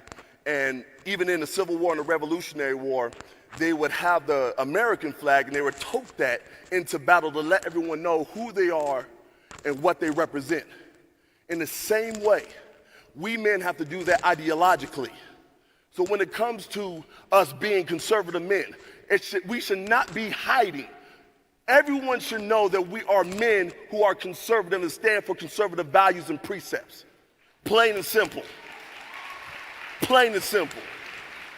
We cannot be undercover conservatives. We cannot be undercover conservative men. If we're pro-life, we should be pro-life. We need to wave that banner proudly. If you are pro-man and wife, if you are pro-law enforcement, you wave that banner high. You let everyone know what it is that you stand for. That's what we do as men. We do not fall back. We want the world to know who we are and what we represent. That is our job. Now, I know that we face opposition. Some would say that our greatest opposition as men is a beautiful liberalized woman. Some may even say that it's MSNBC, CNN, all that type of jazz. But the biggest threat to the conservative man is himself. his own fear, his own doubt. That'll bring a conservative man down. It's like our shield. We have our shield up. But the more you fear, the more you doubt in your abilities as a man, you lower your guard more and more. And now you're taking actual damage in which you're believing the lies of mainstream media. You're believing what it is. You're believing that your masculinity is toxic. Our masculinity is not toxic. We should believe in ourselves as men. We know who we are. And we got to stand up when it comes to our purpose.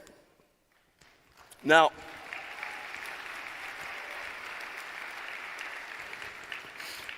I have 5 bullet points when it comes to being a man. Number 1, and I believe this with all my heart, you have to be godly. Number 1, your faith should rely in God and God alone. That's where your strength comes from. Your strength comes from the Lord. So when you're weak as men, you can still be strong in the Lord. He will renew your strength. So be a godly man. Number 2, and I believe this, oh my goodness. Number 2, you are to be protective, right? Our job as men is to be protective. When it comes to our society, the left is having their way when it comes to our society. They're trying to tear us down bit by bit. In other countries, when you become of age, you are enlisted automatically into the army. And you have to fight for your army and serve for a couple of years. But the same thing needs to happen when it comes to us men.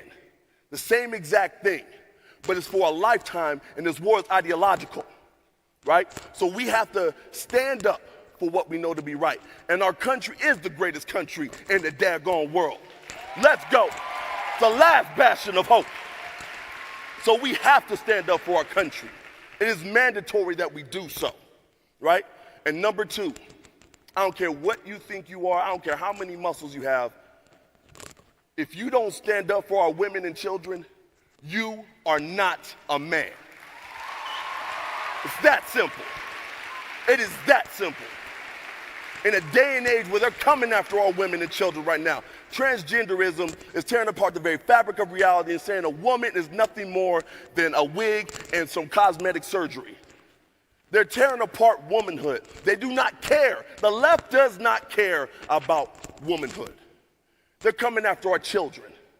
They're absolutely doing an all-out assault when it comes to our children. It is absolutely disgusting and despicable. And we men should be on the front lines. We are the first line of defense and the last line of defense when it comes to defending our women and our daggone children. It's that simple. It is that simple. That's what it is to be a man. Your job is to protect. Number 3, we have to be disciplined. As men, we have to be disciplined. We have to be focused. We have to stay focused. We are to never waver for our morals and for our purpose. Because every man in here has purpose. Every man has a purpose that you need to fulfill. And I know the trappings of the left can be absolutely alluring. It can be beautiful. But you got to stand on the courage of your convictions and not waver when it comes to your purpose. I'll say this. Jesus, he ate and talked with tax collectors and sinners, but he did not sin with them. As men, we're in this liberalized world. We can talk, we can break bread, we can associate, but we are not to sin with them. We are not to be a part of what it is that they're trying to do, their push to derail you from your purpose. Stay on track, stay focused, stay disciplined. When it comes to our strength, number 4 is definitely strength. Now, I'm not saying you have to lift like I do or bench press like I do. I'm not saying like that. If you can, though, we are definitely working out together. I tell you that much. Yes, indeed. You are my new workout buddy. Yeah. But how can you be a man if you don't first feel like a man? How can that happen? So do something to get your testosterone going. Do something to get your blood pumping, right? Hit the gym with me. Hit the gym. You know, take some self-defense classes. Go pew-pewing sometime. Go pew-pew. We all like to pew-pew. Come on now, 2A all day. Yes, indeed. I don't care if you go outside right now and take a shovel and start digging a hole. Just get your blood pumping. Get your testosterone going. Yes, yeah, come on, you know what it is. Yes, indeed. And you also got to strengthen your mind. You also got to strengthen your mind. This is something that Charlie Kirk said that really resonated with me, is that as a man, as a person, really, you should be enhancing yourself. You should be building your mental strength as well. Take 30 minutes out of your day to enhance yourself. Take 30 minutes out of your day, an hour out of your day to learn something, right? So you can combat the left. If they come at you physically, you can take care of yourself. If they come at you ideologically, you can take care of yourself. We want to be able to combat the left in any way that they attack you. And number 5, we have to be robust. We have to be robust. What's the good of being strong and having all the muscles in the world if as soon as you are attacked, you fall back, you curl up in the ball, and you don't want any more havoc, right? We need to be strong. Not only strong, but tough. The left will attack you in any way that they can. I've been called every name in the book as a black conservative. I've been called a coon, I've been called an Uncle Tom, self-hater, race traitor, Sambo, you name it, I've been called it. But I'm not going to sit here and cower in the corner. I'm going to stand there and take the slings and arrows. This goes hand in hand when it comes to discipline. You have to be disciplined and you have to be robust. And you stand your ground, come what may. That's what we do as men. Like I said, we are the first and last line of defense. And if we falter even a little bit, we will lose our country. Civilizations have been built on the backs of us men. So we got to continue to uphold our country because civilizations also fall when it comes to us men, when we falter. So it's up to us. And I have a very, very basic creed or motto. As a man, you are to love God. You are to love and protect your women and children. And you are to love, protect, and defend your country. That's what you do. To sum it all up, that's what it's about. So I want all my men to stand up. Stand up, men. Where my alphas at? Where my alphas at? Let's go. Are you alpha? Are you alpha? That's right. That's what I want to hear. So stand up for your country. Stand up for your country. Represent your country the best way you know how. I love you all. God bless you all, and God bless the United States of America. Let's go. Let's go.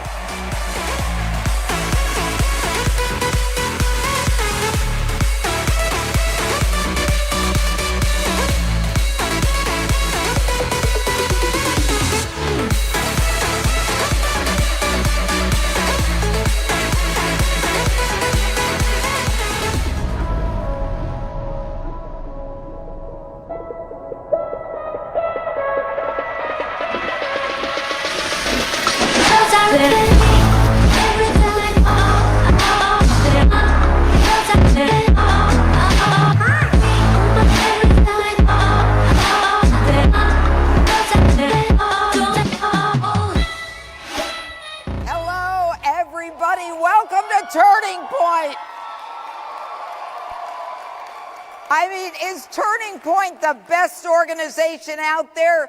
400,000 activist members, 2,500 high school and college campuses. Charlie Kirk, the best guy to organize you guys. And let's give him a round of applause.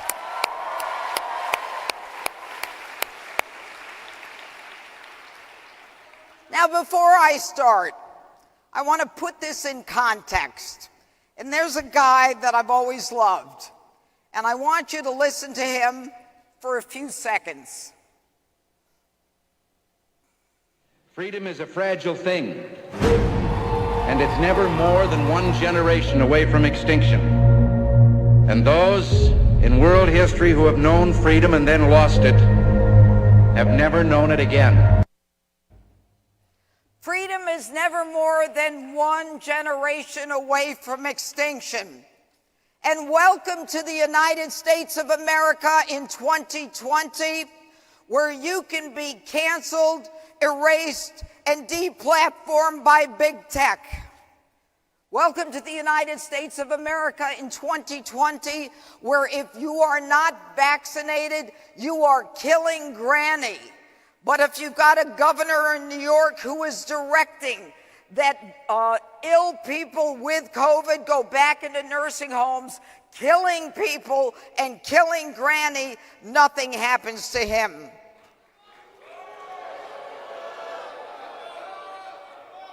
And welcome to the United States of America in 2020, where the social justice so-called warriors are defunding cops and raging across the streets of this nation, where they are burning the American flag as woke Marxists rage on about capitalism and law and order, and where our borders are open to everyone and anyone from 161 nations, and they are welcomed, and we educate and medicate and house them. But don't you dare, not one of you, come from Cuba, because if you come from Cuba, you just might be a Republican, and you just might turn Florida red, and the president can't have Florida be red. And welcome to the United States of America in 2021, where homeless veterans live on the streets, but illegals are flown around the country in airplanes and then put up in hotels. Where teachers are paid and overpaid and paid again, and they refuse to teach, not because they're following the science, because they have input with the CDC as to what the science should be.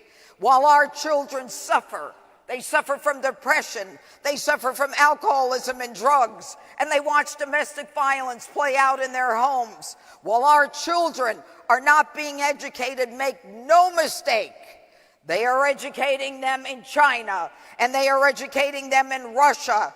And when our kids grow up, there will not be a level playing field for our children, because the teachers' unions are controlling the government. Shame on them. And welcome to the U.S., where the President of the United States got 80 million votes and can't even finish a sentence and can't even quote the Declaration of Independence. And where crime rates are soaring in numbers we haven't seen in decades. And who do they blame? They blame the cops, they blame the guns, and they blame the gun manufacturers. And where faith and religion and God are discriminated against, where we're told when we can go to church and where we can go to church and how many of us can go to church under cover of this COVID excuse. And where our children are indoctrinated pursuant to a 1619 nonsense project that says the United States is a racist nation that's steeped in racism, that we never did anything good. Well, I disagree, and you need to disagree as well. And we cannot allow our children to be indoctrinated by this racist hatred, where our children are grown up to not just hate us, hate America, and hate the flag, but hate themselves. In America today, the color of your skin determines whether or not you are a victim or you are a racist. Well, that's utter nonsense. We fought a civil war to end racism. We passed the Civil Rights Act to end racism. Every day we fight to make it a level playing field. And stop dividing us, stop discriminating, and stop trying to make us hate each other.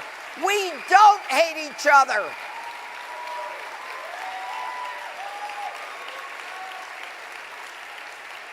Americans get along. We get along. You look at this country, you go into any small town in this country, everybody gets along.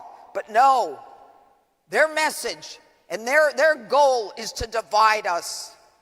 And small people start to believe that.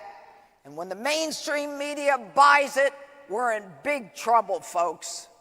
And that's where we are today. And the biggest slap in the face was when Joe Biden and Antony Blinken invite the United Nations, a corrupt organization, to assess, to come here and judge whether or not we are a racist country and whether or not we are human rights violators, and then to invite all of the UN to come and assess how racist we are in light of our treatment of African Americans within the context of law enforcement. Who the hell do you think you are? We can handle it ourselves. I don't need communist China to tell me we're racist.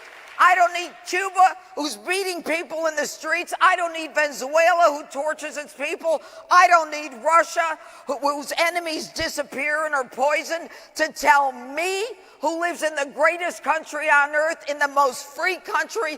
We have freedom of speech, freedom of religion, a right to own a gun. You're going to tell me I'm racist? No, you're not, because I'm not. And this nonsense is not going to end until these people are thrown out of office in the next election.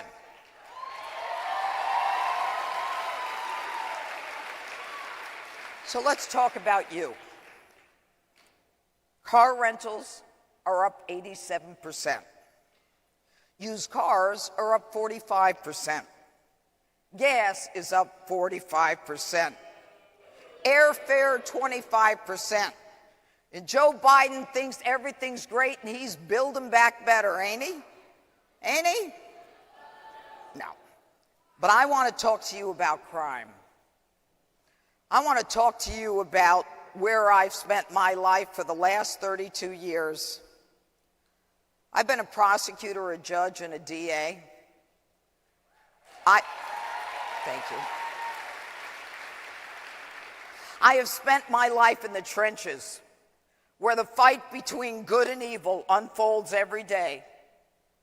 I have seen the ugliest side of life, the pain that people go through for no reason. They never did anything, they never asked for it. And all of a sudden, like a thunderbolt, their life is forever changed. Crime visits them, and it doesn't just visit them. It visits their loved ones, and their families, and their friends, and their communities. The ripple effect is enormous. And it matters not what the crime is. It changes you. It changes the character of who you are. And I have spent my life trying to level that playing field, trying to make sure that those who are responsible are punished. And I don't want to hear that you were abused as a child. I don't care if you were abused as a child. I don't care what your excuse is. When you make a decision to violate another human being, you have to be held accountable. You have to go to jail. There have to be consequences. We cannot forgive everyone. Forgiving is up to God and not us right now. And right now, what you're seeing is the worst crime wave we've seen since the 70s, and as sure as I'm standing here, it's going to go way the hell up, and I'll tell you why. Because the biggest cities in this country are run by Democrats. And in those cities, crime is up 100, 200, 300%. In New York City, a woman on going to get a train on a subway platform is being raped by a stranger. She's just pulled down. In Chicago, an intern on public transportation is shot through the neck, through the train, dead. A 1-year-old shot in the head. 4-year-old shot on the way to a toy store. 6-year-old shot. I could go on and on. That is the world that the Dems are living in. And crime is not the criminal's fault. It's the gun manufacturers. So that is fake news. You're right, it is fake news. But what they're trying to do and what Cuomo's trying to do, to give you one example, Newsom's another one, whoa. What Cuomo wants to do is Cuomo said, I'm going to invest, I don't know the number, I think it was 136 million, I could be wrong, but I think it was 120, something like that. I'm going to give young people jobs, and that way there won't be any crime. Are you kidding? Are you kidding? You're going to give people jobs and there won't be any more crime. That's like the idiots who said there's more crime now because of the pandemic. That's nonsense. That's stupidity. That's people who don't want to make other people accountable. The one thing we must do is lay blame where it belongs. In New York City and big cities across this country, criminals are emboldened. They're putting their guns in their waistband. Mayors have been told that and then tell their departments, you cannot stop, question, and detain and frisk. You can't do any of that anymore. It's not right. It's just not right. Forget Terry against Ohio in the United States Supreme Court case that said it was constitutional. Forget all that. So the street crime units, the anti-crime units are not functioning. Cops are losing their immunity, and right now they've got a bullseye on their back.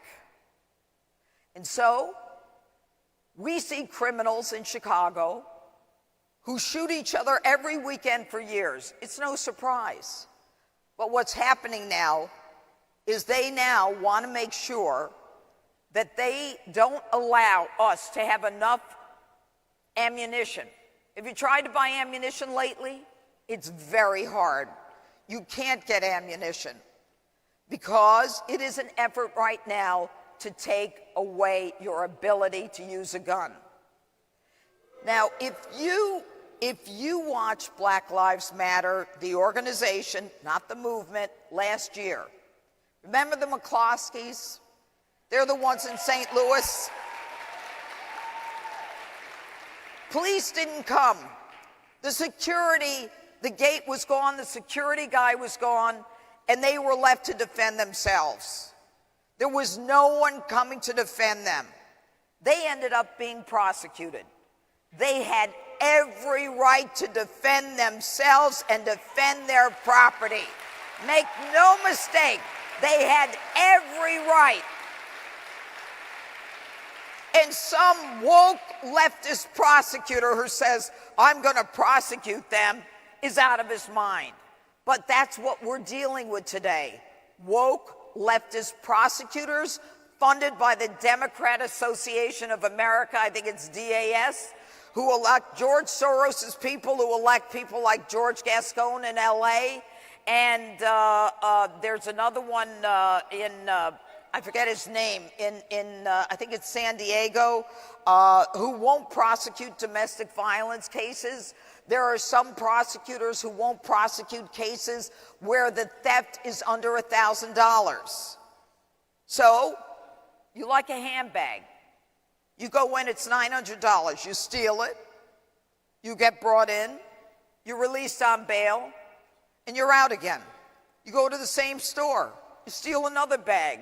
You're brought in, you're let out on bail. Then you go to the store next door, and it goes on and on. This is all part of a bigger plan to remove law and order and consequences from America. And when they started with the elimination of bail, or so-called euphemistically bail reform, they let the criminals get out of jail. And on my show, Justice on Saturday nights, I have a segment called, thank you, I have a segment called Rogue Judges. where they let out these criminals who go out and kill again. They don't care. And now we're highlighting the judges. You need to know who they are. You need to know who to vote for. You need to understand where the problem is. And the first thing that we can do, and we must do, is we've got to get involved in local elections. Who is the DA? Who is running for judge? Who is running for the school board? Who is running for alderman or city council or county board, council person? All of those races are essential. You put their feet to the fire. Do they believe in America? Do they believe in free speech? Do they believe in freedom of religion? Do they think the cops are racist? I'm here to tell you, not only are cops not serial murdering racists, cops are the only line between us and total barbarism.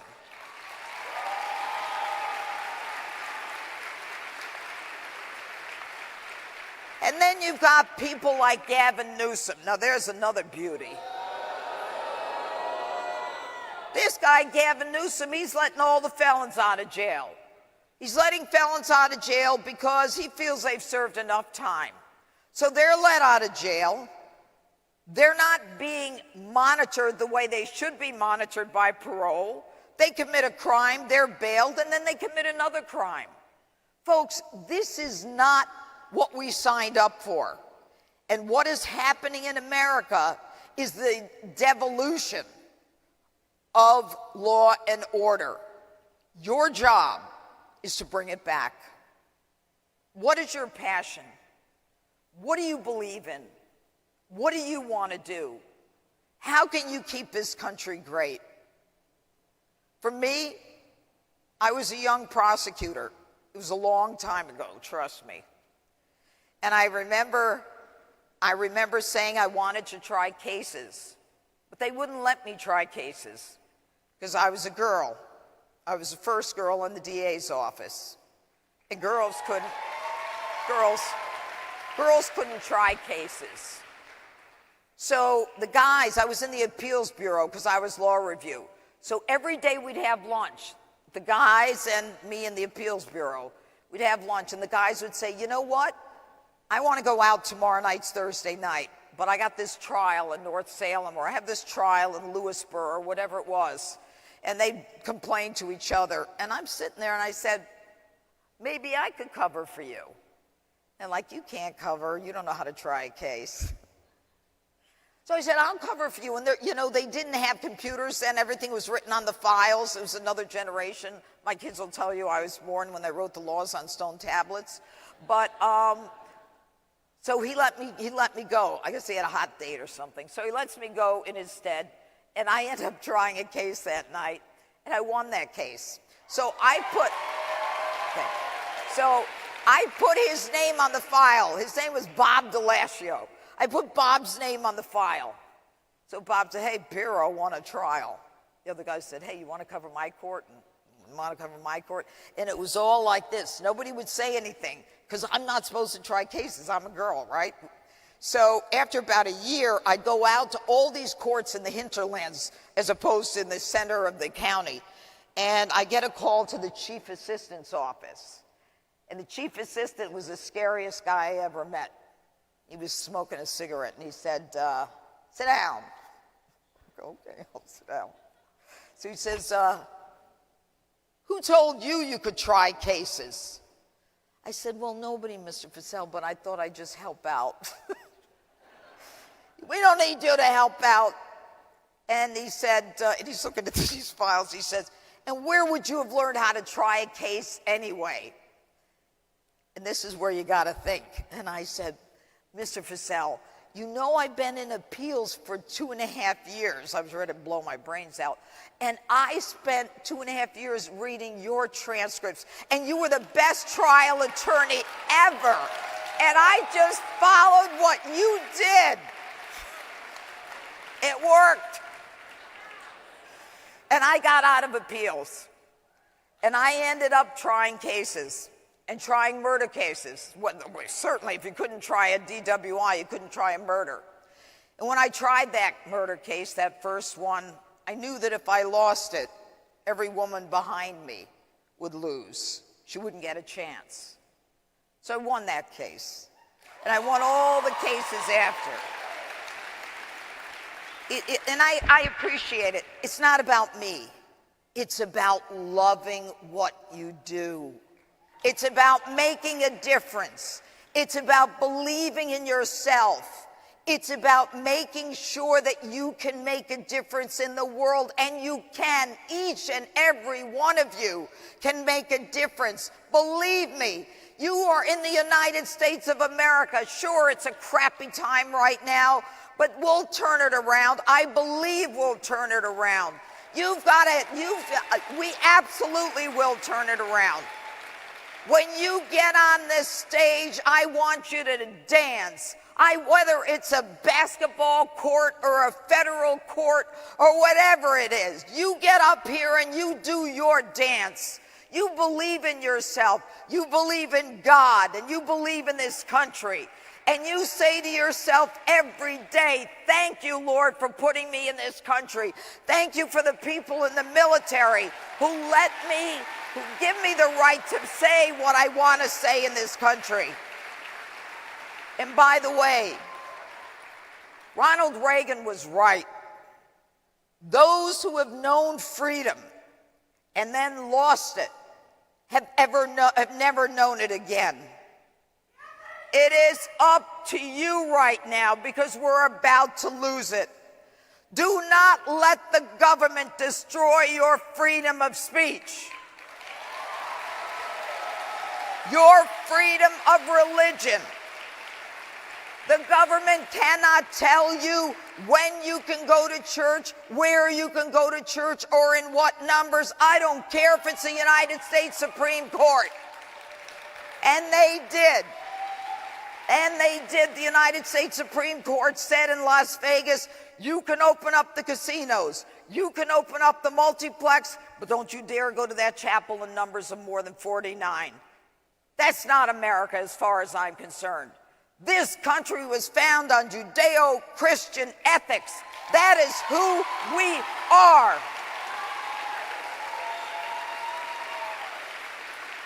So I want you to repeat after me. I am American and I am invincible.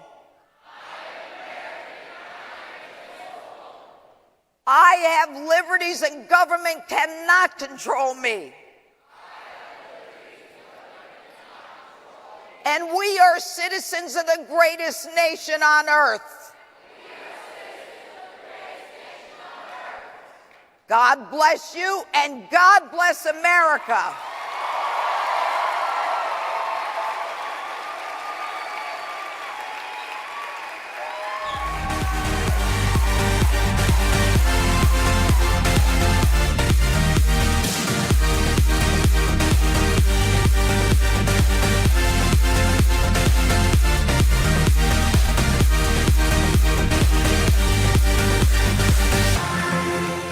Their core ideas. It's not liberty.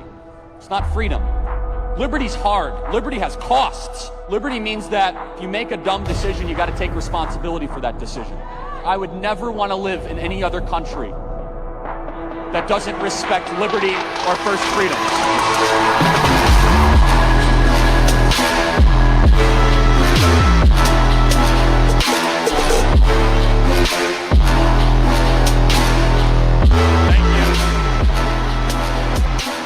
Thank you, everybody. What a great couple days, right? Unbelievable. I want to first just start by saying thank you to our Turning Point USA event staff. I think they've slept 3 hours a night to make this possible for all of you. I mean, you look around, putting on an event like this is not easy. The logistics, the planning, the infrastructure it takes, which I think this is the nicest stage I've seen at any conservative event ever. And the production team all around. So let's say thank you to the Turning Point USA staff that have made this possible for the last 4 days.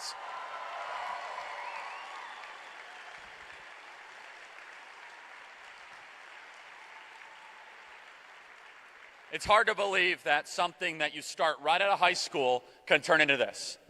And raise your hand if you're in high school right now. It's a lot of high schoolers.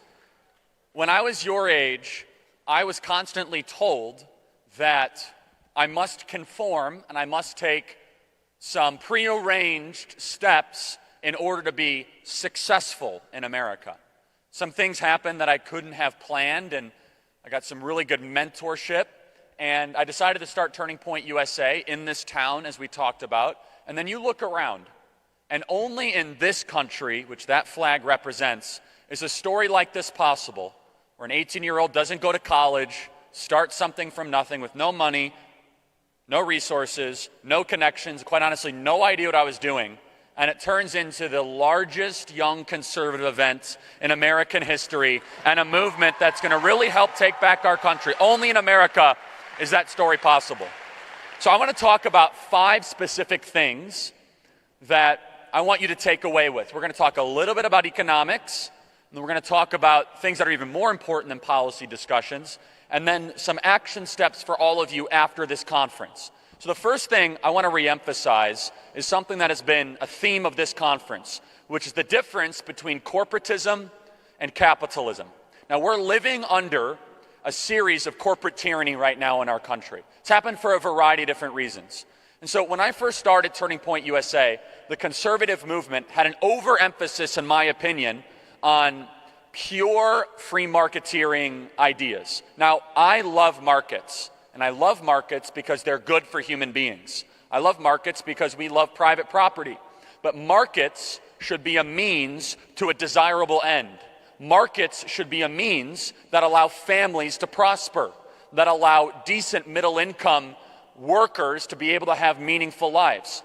We should not defend the market, or what we call the market, if all of a sudden the result is unfavorable to the type of country we want to live in. For example, you do not have to defend things that are ugly or that have a result that are against our value system, like the importation of opioids into our community. We should say there's something wrong when a business model is to try to addict you and your friends on a substance that destroys lives. That is not defending the free market. In fact, we should say those people should go to jail for pushing opioids into our community. Another example, of course, is this idea of big tech. This is something that almost every single speaker has talked about throughout the last couple of days. But people say, well, Charlie, they are private companies. You can't touch them because they are not bound by the First Amendment. A couple things on this. Number one, they are information highways, no different than we have interstate highways. Interstate highways sometimes are privately funded. For example, the Chicago Skyway. Anyone from Chicago here? I know we got a couple Chicago people. I'm from Chicago. It's a great place to be from. Fun fact about Illinois is we have term limits in Illinois. It's different than term limits in Florida. It's 1 term in office, 1 term in jail. So our politicians, when we ask for their cell number, we actually mean their cell number. I could keep going on Chicago. In fact, my grandmother was a lifelong Republican, passed away in the mid-1990s. She's been voting Democrat ever since. Okay, I'm done. So Chicago Skyway, coming from Indiana to Chicago, is a private highway. But it's illegal under federal law if the owners of that private highway say, you know what, we're not going to allow Trump supporters to drive on this highway. We're not going to allow socialists to drive on this highway. Could you imagine if all of a sudden American Airlines came out and they said, anyone who listens to the Charlie Kirk Show podcast is not allowed to board this airplane? Readers of the Wall Street Journal are not allowed to fly on Delta Airlines. What if all of a sudden McDonald's said they're not going to serve Big Macs to socialists? All of a sudden, if we allowed viewpoint discrimination in these other industries, it would be met with huge outrage. But when we talk about these multi-trillion-dollar companies that are much more important than hamburgers and airlines, we're talking about ideas. We're talking about how people view the world. All of a sudden, we're supposed to act as if they're the local barber shop, that they deserve the same types of protection. But their business model is unique because while we think there is no charge to use these big tech companies, in reality, they're not giving you a product or service. They're selling you. You are what they sell. You are their product. Do you notice that only addictive drugs and social media companies call the people who use their platforms users? Why all of a sudden should you be called a follower? Oh yes, I'm a follower of that person. Shouldn't we be trying to create a generation of leaders, not a generation that's always following the crowd? Do you start to see that these tech companies have a business model that is different than anything we've ever seen. And now they've created trillions of dollars of monopolistic value, you could call it.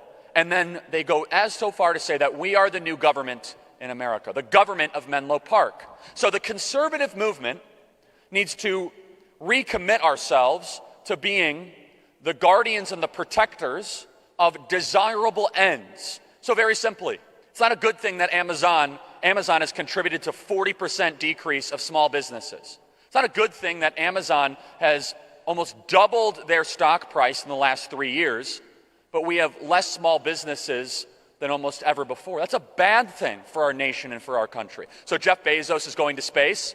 I hope he enjoys it there. So some people say, I hope he never comes back. I won't say that. I'll say that's funny. How about that? So, but people like Jeff Bezos have done so much damage to our country. So do we as conservatives, do we just kind of play indifference? Do we say, you know what? Jeff Bezos, that's freedom. He can do whatever he sees fit. Or should we say, wait a second. This is causing irreparable damage to this beautiful gift, our country and our home. It's not a good thing when Amazon is worth $1.8 trillion and average family incomes are going down. No, I'm not suggesting we nationalize Amazon or confiscate all the resources. I'm saying this, that you guys should not pay a higher tax rate than Amazon or Jeff Bezos. That's a very simple thing, that Jeff Bezos should not be able to pay a lower corporate tax rate or personal tax rate. So we have to differentiate between this idea of markets, which we like, this idea of private property, which we like, and entrepreneurship, which we really like, and this idea of entrenched corporate bureaucracy. We need to stand for capitalism, not corporatism. Number two, the second thing I hope you take away from this conference is that every person here, you should desire to try to find a transcendent order. That could mean a lot of different things. What I'm really saying, though, is that you need to find things that matter more than you do. You're not the most important thing ever to exist in the history of the world.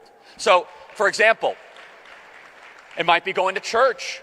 It might be realizing that you're made in the image of your Creator. You see, when you're in college, the opposite is usually taught to you. You see, the way college used to work is you would go to college and they'd say, there is beauty and there is truth and there is wonder in the world. Let's go on a journey together to try to find it. Instead, they bring you into the first college classroom and they say, there is no beauty, there is no truth, there is no wonder. All there is pleasure and pain, oppressor and oppressed, and we're going to create you to be a revolutionary to try and change the world around you. The most important fight is not against racism. The most important fight is not against some sort of social injustice. The most important fight is not even against Jeff Bezos. You know what the most important fight you're ever going to have? It's against yourself. The most important thing that you will realize in 18, 19, 20 is that self-control matters a lot more than self-esteem. That as soon as you become at least better prepared to control your own natural impulses, that's when you can actually live a free life. And it's the opposite of what secular society will tell you. They'll say freedom is doing what you want to do whenever you want to do it, however you want to do it. You'll be miserable. Instead, freedom is being able to say no to the proper things and pursue the things that are virtuous and desirable. Now, when you're 20 years old, this is the hardest time. Because especially today, when you can order things on demand in real time and it's just right there in front of you. And so the generation of parents that raised all of you, I won't comment on how they've done, I'll just say this, they've overplayed what I consider to be one of the most damaging movements in American history, which is the self-esteem movement, where they say you're the most wonderful thing ever to exist, and what we need to do is build you up because of that. Now, it sounds like a good idea, but what does the self-esteem movement actually end up doing? Is it almost de-emphasizes self-improvement. When I was in high school, they'd have these ridiculous, emoji yellow stickers like 10 years ago. And they said, self-esteem, you're perfect the way you are. And I used to ask my teacher, if I'm perfect the way I am, why am I in school? Like, why am I here? Why are we still waking up early and doing homework and trying to better our own lives? When in reality, the younger you realize that this is going to be a lifelong struggle against your impulses. This is going to be a lifelong journey of you hopefully becoming better prepared with self-control. Now, those of us that are Christians believe that self-control is not something you actually end up getting. It's actually a fruit of the Spirit. It's a gift of the Lord. Now, however you view that, you will be freer the better prepared you are to be able to reject the things that aren't good for you and pursue the things that are virtuous. And here's a good rule for life. The things that give you a quick rush of dopamine are typically and usually not good for you. I'm going to say that again. The things that give you a quick rush of dopamine are usually not good for you. In fact, they usually come at a considerable cost. Number 3, this is so important. We got to know our stuff in the conservative movement. Every one of you should commit yourself to a lot of things after this conference. Our generation needs to read more. Yes, books. That's right. We need to read books more. Not just watch 5-minute videos, which I love, but we have to become masters of what this document, the United States Constitution, means. Who wrote it? Why is it here? What does it mean for you? Not just be able to memorize the first 10 amendments of the Constitution, the Bill of Rights, not just be able to know the 7 action verbs that are in the preamble, but how does it apply to you? Is it unique? Is it different? Is it exceptional? Who is the author and the architect behind it? Who is James Madison? Who is Alexander Hamilton? Who disagreed with them? Where did they meet? When was it done? Was it by consensus? Was it difficult? Was it messy? Why does that matter? It matters for a couple different reasons. The more you learn and the deeper you dive, the better prepared you will be when all of a sudden someone comes up against you and tries to challenge your values, that tries to push back against you. Number 2, all of a sudden you'll be less intimidated than ever before when you get called all these names: racist, bigoted, homophobic, colonialist, awful person. You say, you know what? I know what I am. I know whose I am. I know what I believe and why I believe it. And you're honestly far too unsophisticated for me even to take you seriously. The activist and the conservative movement that kind of reads casually, kind of doesn't really get deep into the ideas, they are not prepared to go up against the well-funded and awfully persuasive leftist movement we've seen in our country. And so where does one start to do that? Well, we obviously try to do that on our podcast, but it's not just limited to that. There's an infinite amounts of content online, from the Hillsdale online courses, which are terrific, to many of the thinkers that you've heard up here on stage. And here's a good starting point for every single person here. Start with our country's foundational documents. What are the ideas that led to the Declaration? What are natural rights? Who gives you rights? What does it mean to actually have rights? Do you have a right to housing, food, Xbox, stimulus checks, weed, and masks? And if not, why? Do you have a right to have your rights not infringed upon? Or do you have a right to material stuff? If you're not prepared to answer those questions, then eventually you'll be thwarted by somebody on the left. But when you are prepared to have those things, all of a sudden the level of effective activism from all of you doubles and triples. All of a sudden, when you then get confronted in a workplace environment, when you say, hey, you got to take the vaccine or else you're going to get fired, you'll have the confidence, the courage, and the clarity of thought to be able to push back against that. I want this room right here to commit to saying, you know what, we're going to know our stuff. We are going to be the best informed, best read, and most understanding these ideas in the history of the conservative movement. And the result of that will be, all of a sudden, a cultural transformation, the likes of which we have never seen before. Number 4, this is very important, which is do not conform. Let me say that again. Do not conform. Now, there's plenty of Bible verses that go to this. Do not conform to the ways of this world. But let me tell you about something that is called the Asch conformity test. I just did a whole podcast on this. And every single one of us, myself included, have fallen to this sort of psychological manipulation. The Asch conformity test was done by a series of social scientists at Swarthmore College. And what it involved 5 people, and 4 of the people were in on it. So 4 people were colluding together. And those 4 people were instructed and were told that when asked, they would pick the shortest line on the chalkboard. Now, the 5th person thought that they were coming in for just a simple vision test. They were not in on the game.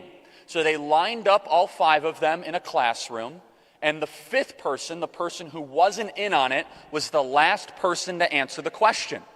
So they went down the line. They said, person one, which one's the longest line? And they all picked the shortest line. Shortest line, shortest line, shortest line, shortest line, shortest line. And the fifth person was then asked, which one is the longest line? 75% of the time, they picked what the first four answers said, not even what their own eyes saw. 75% of the time.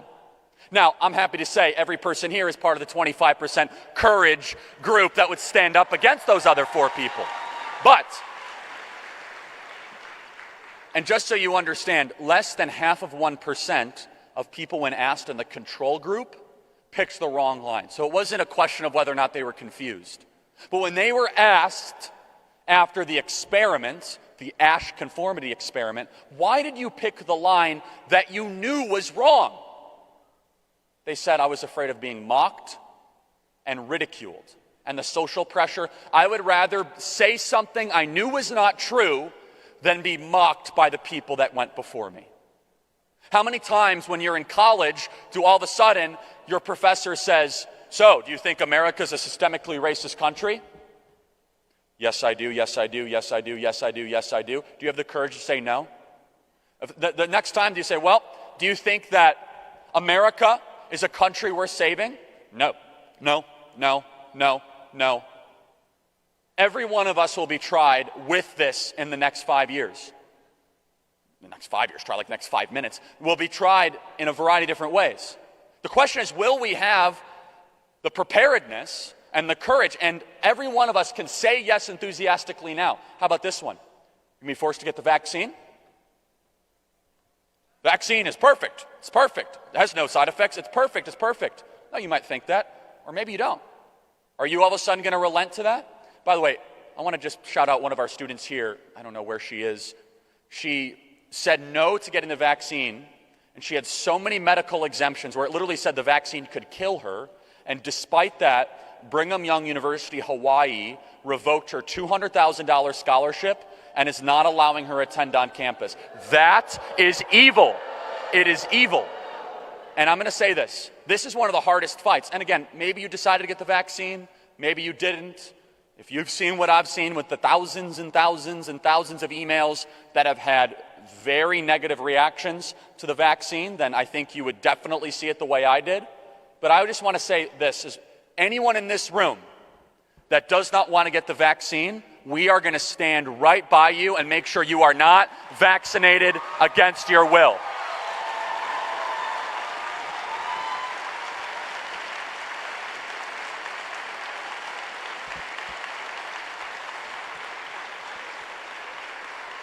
So everyone here is going to be tried in that manner. And the psychological data says most people are going to fail. The question is, will you be willing to say something different and not conform when the first four people say something that you know is not true? And the fifth thing that I want us to walk away from with this conference, because Turning Point USA, we don't just do events. We are on pace to hit 1,000 high school chapters by the end of this year. And raise your hand if you're a Turning Point USA chapter leader. Please raise your hands. God bless you guys for what you do and your involvement and your fight. And maybe you came here and you're like, oh, I like DeSantis, I like Kayleigh McEnany, I don't really know. Get involved. We have to play offense and we have to take ground from the left. No more ever managing this receding horizon and ground culturally, which means on every single front, from music to art to business to finance, every one of you should be producing new things, taking new risks in the pursuit of saving Western civilization in the country. No more sitting idly by. That's what our parents' generation did, and look what it got us. Instead, it's, you know what? I'm 17 years old, and I'm plenty old enough to do that. You know, if I listened to every single person that told me no, there would be no Turning Point USA. If I listen to every single person that says, Charlie, you need to go to college. Now, let me speak to the high school kids. Parents are going to throw me out of here. High school kids, you do not need to go to college to succeed in this country, okay? You don't. Now, maybe it's the right move for you. maybe it's not the right move for you. But it should not be mandatory to go to college to succeed. In fact, I know a lot of people that would have been better without going to college, and that's a different speech for a different time. It kind of goes back to not conforming. But you need to get into that offensive mindset. So let's recap. We need to differentiate between the corporate tyranny we're living under and the free markets that we desire to better humanity. We need to be a conservative movement that values things that matter, that are beautiful, and that are eternal, and that are transcendent. That's the second thing, which also means we must be unafraid to sometimes pick the tough fights. For example, when the governor of Arkansas says that it's a conservative position to allow children to chemically castrate themselves, we as conservatives say, no, that is not a conservative position, and the conservative movement will not tolerate the castration of our children under any circumstances whatsoever. We're not going to put up with that. The third thing, know your stuff. Remember this, a wise man loves to be corrected. Nothing bothers me more than when I see someone who's 20 years old and they think they got it all figured out. You should desire to be corrected. Try to replace truth with error. Learn something new every single day. Commit yourselves to turning off your phone and reading a book or reading something of value that you can actually dive into. The fourth thing, do not conform. Do not conform. All of you are going to go through that Ash conformity test. Every single one of you. When you go back to school this college, do not conform. The final thing, play offense and take ground. You are in this unique position where the biggest threat to the left is you. They want you to be scared, intimidated. They want you to feel weak, mocked, ridiculed, and alone, and definitely afraid. But they are afraid of all of a sudden of a young, diverse, organized movement rising up out of nowhere and saying, we're here to take our country back. And we're not going to conform, and we're going to play offense, and we are going to take ground. And that is my charge for all of you after these last couple days. So now I can't think of anyone better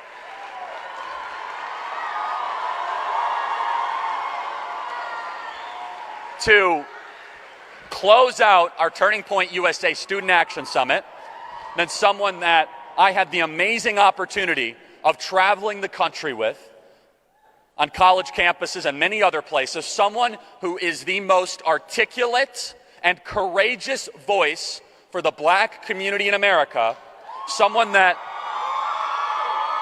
I hope all of you look up to, and we are so honored at Turning Point USA to have her close out the largest ever young conservative event in American history, Candace Owens. In my opinion, is a farce, and it is ironic that you're sitting here and you're having 3 Caucasian people testify and tell you what their expertise are. Do you want to know what my expertise are? Black in America. I've been black in America my whole life, all 30 years, and I can tell you that you guys have done the exact same thing every 4 years to have an election cycle, and it needs to stop.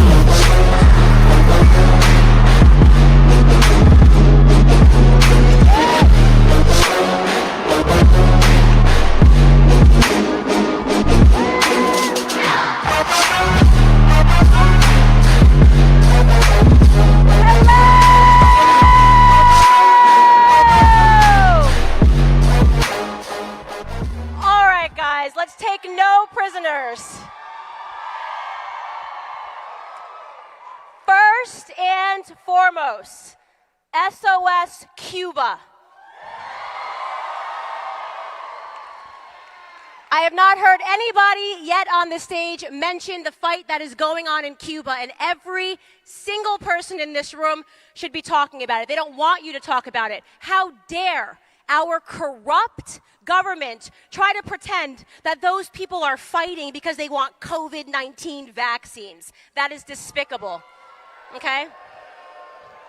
Those people are fighting because for the last 60 years, they have been oppressed by communism, the same variety of communism that is beginning to take shape in America.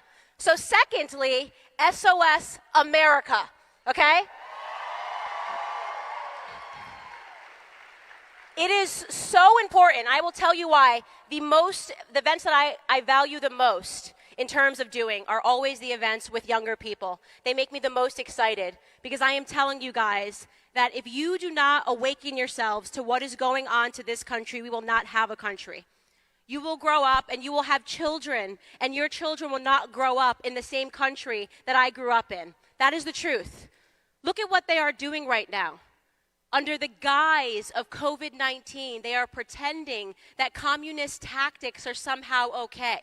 It's for your safety, guys. It's for your safety that we're going to mask 2-year-olds when they're in school, when they're going to preschool, and they are masking them. It's for your safety. It's for your safety that we're going to shut down your businesses and tell you that you don't get to work while Big Pharma mints 9 new billionaires. 9 new billionaires were minted during the shutdowns when people's families went broke, when people lost their jobs. And at the same time, they are welfare-rising America.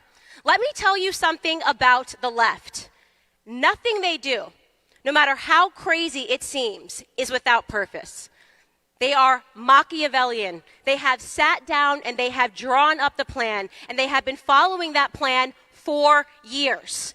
The reason why I started attacking the lie that America is a white supremacist, racist country, the lie that has kept black Americans out and down and outside of the American dreams for 60 years, just like Cuba, is because I understand that black America was the mold. What they did to black America, they are now doing to every single person in America. Every single person. What Lyndon Baines Johnson and the Democrat Party did to black America was pure evil. Pure evil. Focused in realizing that you could oppress a group of people, you could steal from them, you could steal from their futures, and all you had to do was use fear as a mechanism. Let me tell you something that will always inform the way you think going forward. Every single time you watch the news, every single time you watch any person, and your thought process is, wow, I'm scared. Stop and ask yourself why they're trying to scare you, okay? Fear is the mechanism by which every single person is willing to give up their freedoms, okay? People that I admire, people that have stood on the Turning Point stage for years, people that I looked up to, COVID-19 hit and they lost their minds. No, we should just lock down everything for a little bit. The government never takes freedoms away and then willingly gives them back. I don't care how safe you felt. Well, Trump's president, so it'll be fine if we do the federal shutdown for a little bit. Are you crazy? What the Democrats will then do is when they then have their person in office, like they do now, what the Democrats will then do is say, well, you guys did it first. We're just locking down businesses. We're doing exactly what Republicans did first. This is normal behavior. The government never takes freedoms and willingly gives them back. We learned that lesson during 9/11. There's a reason why we still have to go through TSA at the airport and take off our shoes. You don't remember that time, but once upon a time, you did not have to do that in America. You just went to the airport and you got on your plane. And then people were terrified, rightfully so, of course, because the media every day was saying there could be a terrorist on your plane. So here's what we're going to have to do to protect you, to keep you safe.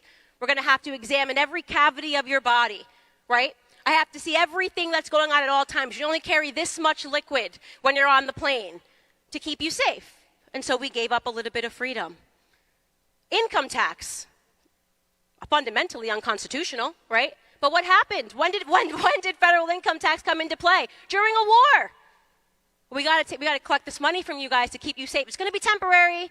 Don't worry, income tax is going to be temporary. Man, still going on, income tax. Man, 9/11, all of those things, the airport, still going on. That was supposed to be temporary. Man, don't worry, guys. COVID-19, we're all in this together. If we all just do exactly what the government tells you to do, then we can go back to normal. Anybody's lives get back to normal? That's because that is the language that is used by communists. We're all in this together. We just have to do this for a little bit of time. Fundamentally, the people that are sitting in the United States government want to take as much power as they can from individuals and hand it over to themselves. They want to control every single facet of your lives, of your future, of your children. And the design, and why the most important people in the country right now are the people that are in schools, is the propaganda and the lies and the manipulation that come from your professors and your teachers, okay?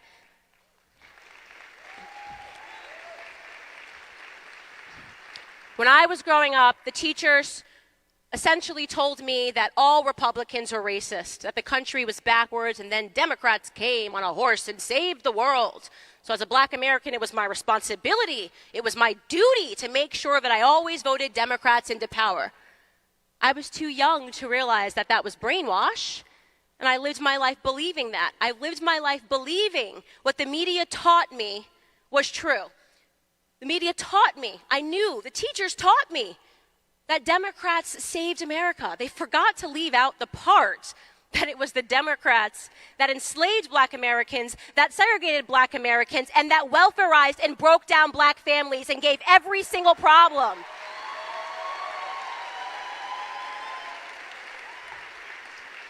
And so what is the tidbit that they're forgetting now to tell you? I think about it now. I think years from now, what will the textbooks say? The Democrats saved us during a pandemic. They saved us by shutting down businesses. That's not what they're trying to do. They're not trying to save you. They're trying to take the mold of what they did to black America, welfarized, took everything from them, made people get on their hands and knees and pray to government. If you want to know why the left hates the topic of God so much, if you want to know why the left mocks people like Mike Pence when they talk about Jesus Christ, why they pretend that people that believe in Christ are crazy, it's because they know that there's actually no such thing as atheism. And let me explain to you what I mean. I know a lot of people who think, oh, you know, I'm not that religious. You don't need to be religious. A lot of people who think, I'm an atheist. I don't believe in God. There's no such thing as an atheist. Faith is a natural state of humanity. We're always asking ourselves why. We're always asking ourselves, what is life about? That quest to believe in something is natural. The Democrats understand that. So what they're doing is they want to remove your faith in anything and have it replaced with your belief in government. They want to be the God in your life.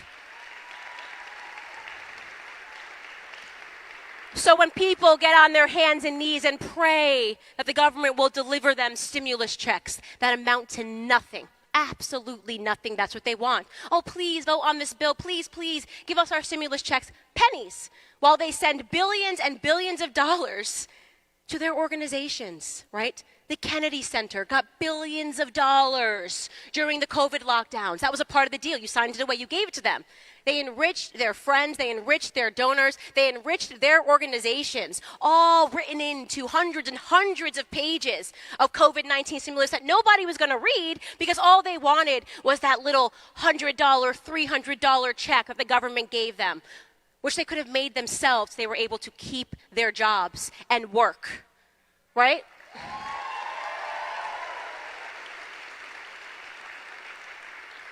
The Democrats understand that faith is never missing, it's just replaced. So when you see these kids and they're on fire talking about climate change, oh my God, climate change, oh my God, oh my God, oh my God, like oh my God, it was like summer and now it's fall and like it's climate change, right?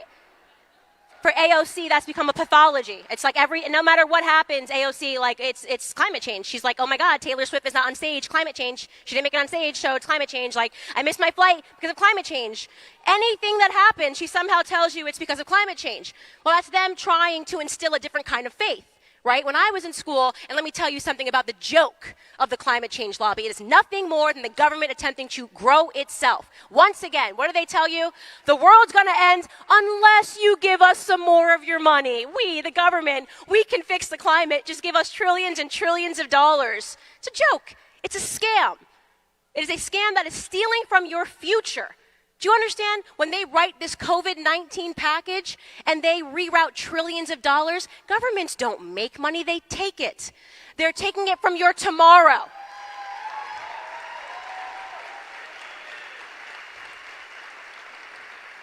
They are thieves and they are predators because they focus on young people. They focus on the people that they believe are the most vulnerable and the most susceptible to their lies. The people in this room is who they are preying on. You are being preyed on by Democrats. You are being preyed on by the left. You are being preyed on by AOC when they tell you, give us your money, or else the planet's going to be gone in 10 years. Do you want to know how many times they have guaranteed the planet was going to be gone in 10 years? Do you want to know how many times?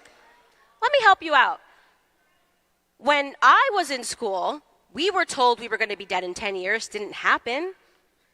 They told us it was going to be global warming because the ice caps were going to melt and the polar bears were going to drown, right?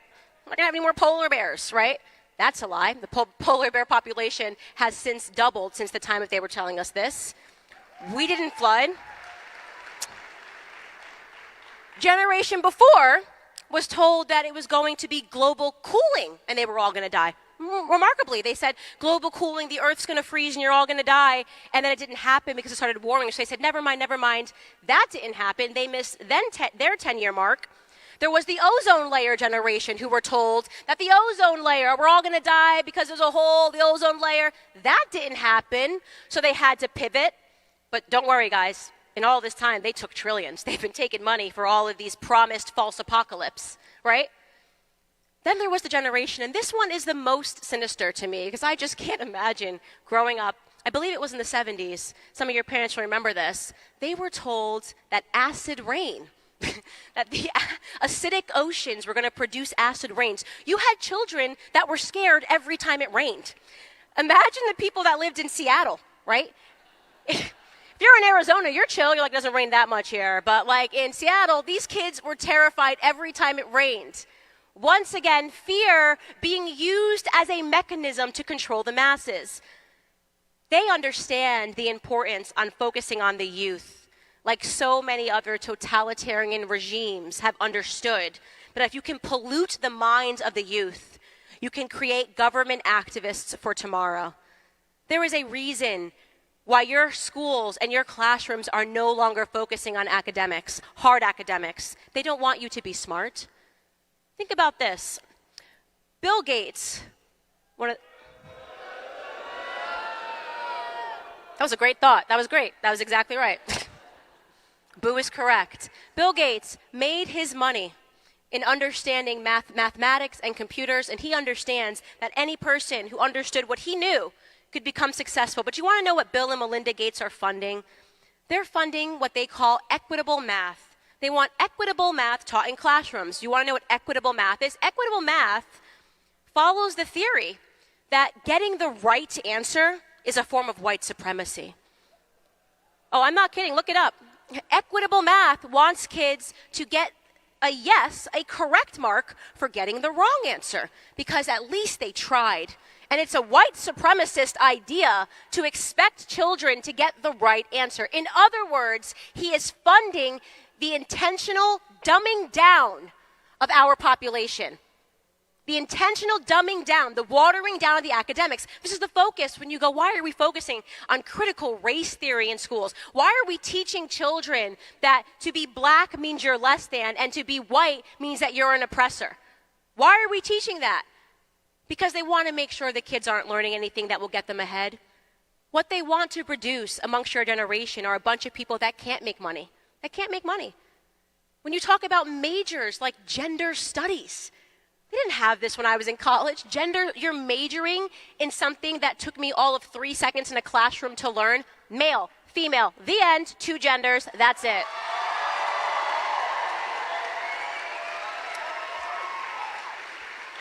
But now you get a generation of children, and this is what they're trying to do to you guys who major in this stuff, because why not? You're spending $100,000, sometimes more, to go to a university to major in gender studies for 4 years. 4 years. And you come out with a degree in gender studies. Oh my God, yay, I did it. I did exactly what I was supposed to do. What are you going to do for a living with that, right? I mean, something breaks in my house, I've never called the gender studies major, right? Please come to my house and help me learn where the bathroom sign should go. Said nobody ever, okay? So you get these children who are massively in debt, who think that they did everything the right way. They come out of school and they find out that the kid that didn't even go to college, right? The kid that maybe sat behind them in math class is making more money than them. Because you know what? He went to a trade school and he knows how to fix the AC. And it turns out, yeah, when the AC goes off, I do need to call that guy to come fix it.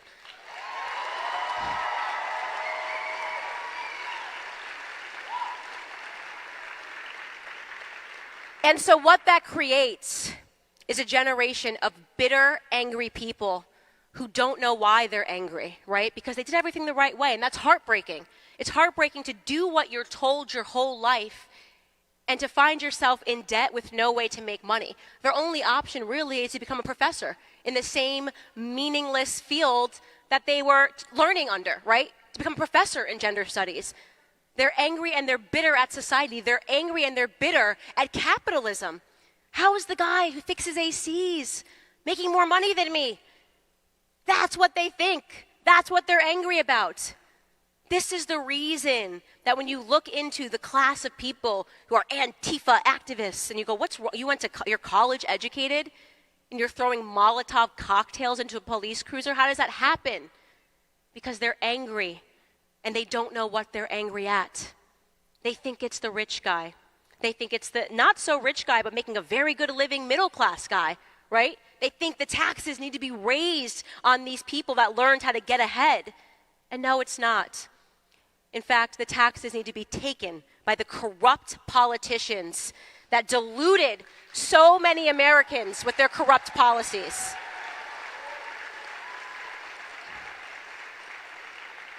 Make no mistake, your generation will be the generation that decides whether or not America is going to be America, or whether or not 60 years from now, we will be the Cubans fighting in the streets for our lives. Not gonna happen.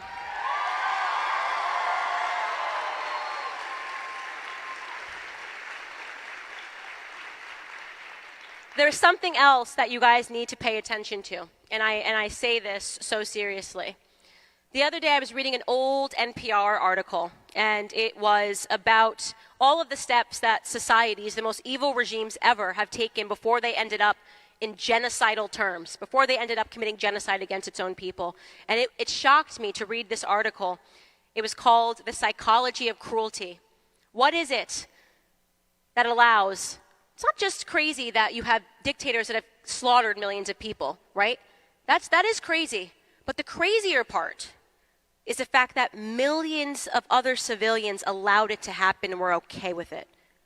That's the fascinating part that we need to study and we need to examine and you need to know. Because I am telling you, the psychology of cruelty is happening today. This article explains that first, it's about dehumanization. You have to convince people that this group of people deserves that inhumane treatment. In many societies, it starts with calling them vermin. The Tutsis, Rwanda, they were called cockroaches. We know that the Jewish people in Germany were called rats. Today, they call Trump supporters maggots. I saw this trending on Twitter, maggots. M-A-G-A-T-S, right? The article goes on to explain that you have to convince the masses that those group of people, whoever it is you're referring to, they're diseased. The government's doing you a favor to remove them. But noticing now that the media is spinning this web, they're trying to say that the unvaccinated people are conservatives, right? What do you think that's doing? The diseased people are conservatives.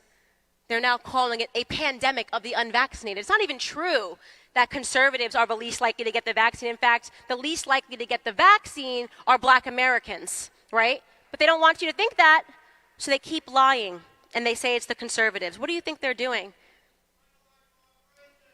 That's correct. They want people to believe that conservatives are diseased, that conservatives are unvaccinated, that conservatives should not be allowed to be in the same section when you walk into a game, when you walk into a concert. There's now medical segregation.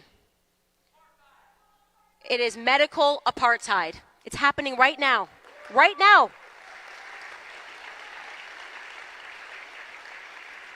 All of the things that they said would never happen and could never happen. They're talking about medical vaccine passports to move. Boris Johnson introduced this yesterday in the United Kingdom. My husband is British. Do you know how scary it is that the people that we have fought to end world wars with, right? The people in England, the people that understand what tyranny is because they died alongside us in the fight trying to end tyranny in Europe, are now saying we're going to create medical slips for people to move. Let me ask you a question. I know how much pressure you're all receiving right now. If you want to go back to school, you're going to have to get the vaccine. You're going to have to, then beyond that, you're going to have a passport. You're going to have to show that you're vaccinated, right? Let me ask you a question. In all of human history, tell me that time where the side that used censorship, bribery, propaganda, and coercion were the good guys. Never. And so what I tell you to do is to hold the line, okay? You do, and I am sure there are people out here that are vaccinated. If you got vaccinated because it was what you wanted to do, then good for you. Good for you. But if you are getting vaccinated because you feel forced, coerced, propagandized, or pressured to do so, do not ever think that that's the acceptable decision to make, ever. I don't care what it is.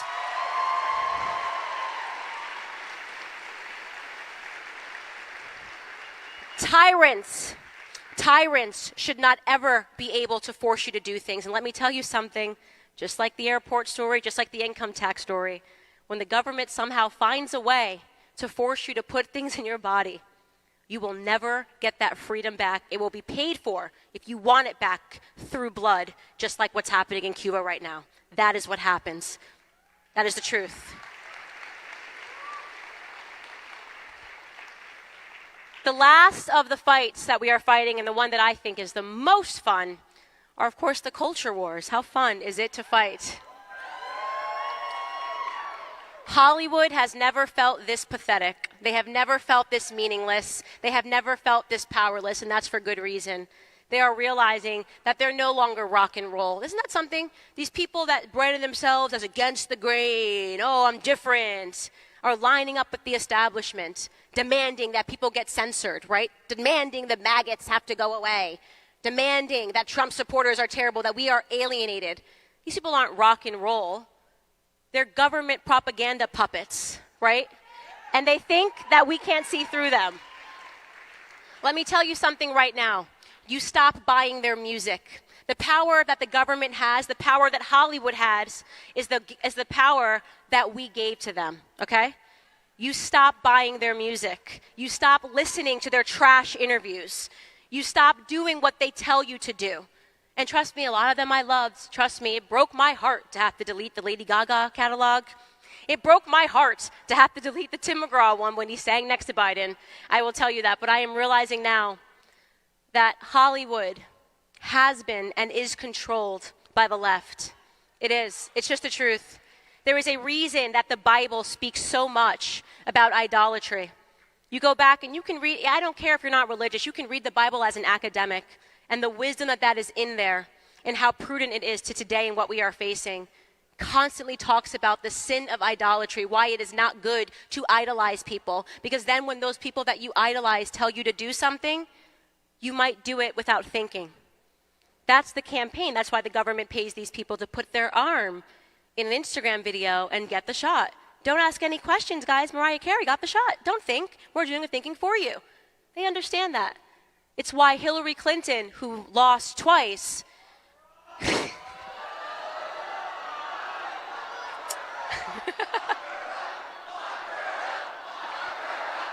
No, I agree. No, she has to be locked up. Yeah, honestly, she's got to be locked up. When I'm president, I'm going to do it. I'm going to go backwards in time.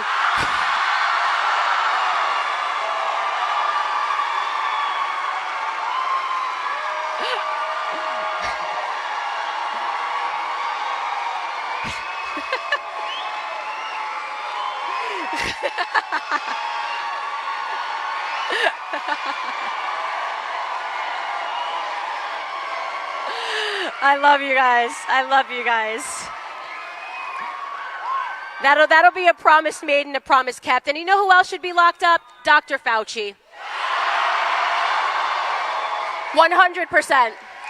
100%. We are, without question, facing the greatest battle that has ever happened on American soil. I believe that. We are right now fighting for our country. And you know they're squeezing in. The Biden administration is talking about controlling Facebook, censoring voices. And that is depressing. But let me tell you something. Censorship only arrives in this form when they're losing control. They've lost control of the narrative. They know that people no longer believe them. Too many people are asking questions. Too many people are understanding that these institutions that we have placed faith in, the education institution, man, I'll tell you right now, anybody tries to force my kid, I'm going to homeschool. I'm going to homeschool.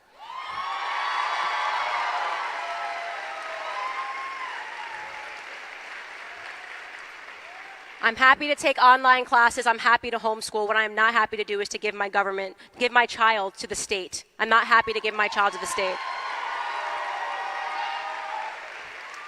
But in this battle, the only way we win is if we have hope. And the only way that we have hope is if we continue to communicate with one another. It is the reason why they banned Parler from the App Store. They don't want us communicating. They want to control the narrative. They want us to falsely believe that they are the majority. They are not. We in this room, we all around the country, we are the majority. I believe in the bottom of my heart, this country has never been more red. It has never been more red.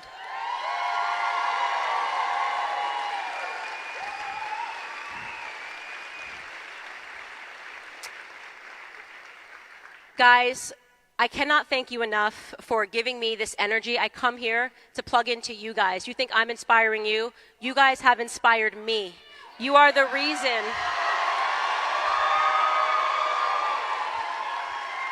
And as a final surprise, because I moved to Nashville, I met this, guys, I've been writing some country music. Isn't that cool? Yeah, I know. It's pretty cool. And I met this songwriter who's written so many famous songs for Tim McGraw, Rascal Flatts, Aaron Lewis. You may have heard the new song that he just put out. And I said to him, you should come and sing a Rascal Flatts song to Sass. His name is Jeffrey Steele. And I said, let's have Jeffrey Steele perform to wrap up Sass, because he is one of the people that is watching his industry be absolutely crushed. The people that he wrote music for are scared to sing songs about the country. And we've been writing a whole album of songs for the country. So guys, please give a warm welcome to my friend, Jeffrey Steele.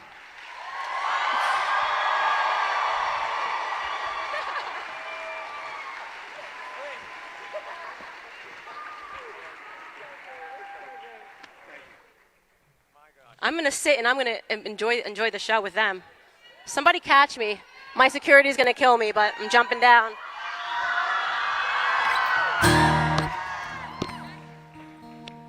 So, y'all can hear me?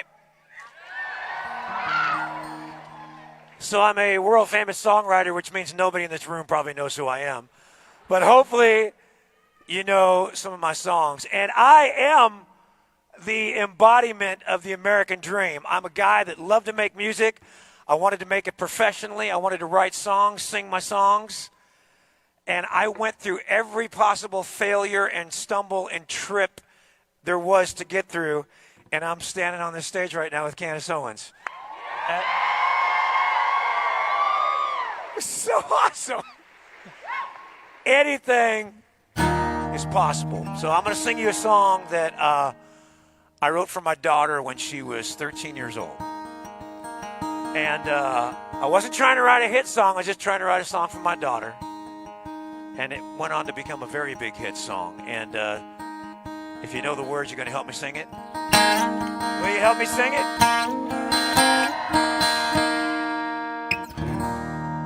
I hope the days come easy and the moments pass slow, and each road leads you where you want to go. And if you're faced with a choice and you have to choose, I hope you choose the one that means the most to you. And if one door opens to another door closed, hope you keep on walking till you find the window. And if it's cold outside, show the world the warmth of your smile. But more than anything, more than anything,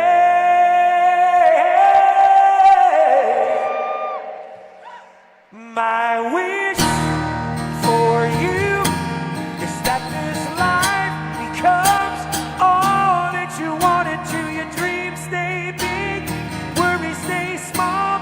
You never need to carry more than you can hold. And while you're out there getting where you're getting to, hope you know somebody loves you and wants the same things too. Yeah,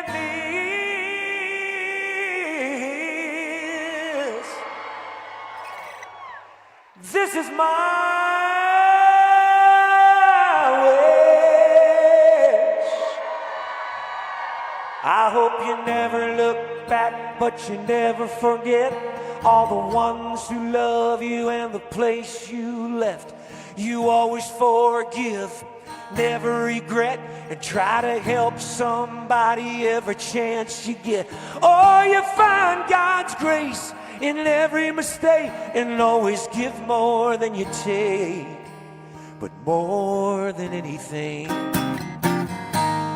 more than anything, my wish for you is that this life becomes all that you wanted to. Your dreams stay big, worries stay small. You never need to carry more than you can hold. And while you're out there getting where you're getting to, hope you know somebody loves you and wants the same things too. Yeah,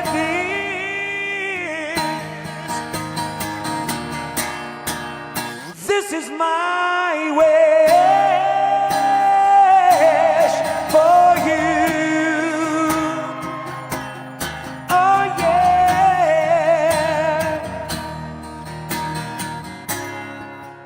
Anybody know it? Come on, help me out, y'all. 2, 3. My wish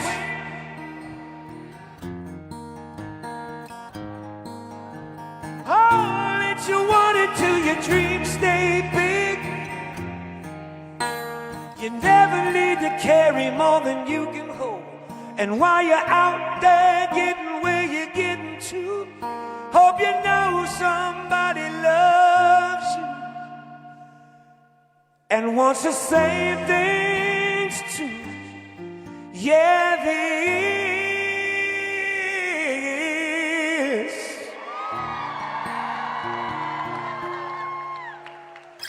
this is my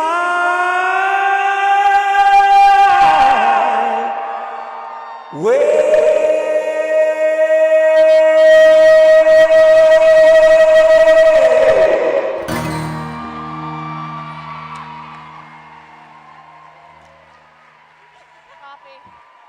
For America, we love you guys!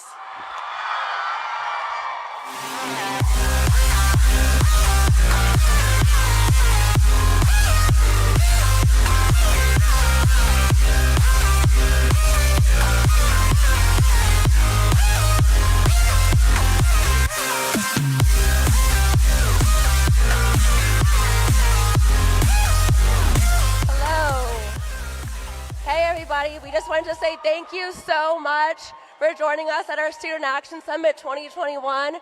We hope you had an amazing time. Thank you to all of our speakers, our sponsors, and our staff that made this happen. We really look forward to seeing you guys at our brand new event this December. It's going to be something truly unlike any other. And we will be announcing that very, very soon. If you had fun here, you don't even know what's coming for you in December. So safe travels, everyone, and thank you.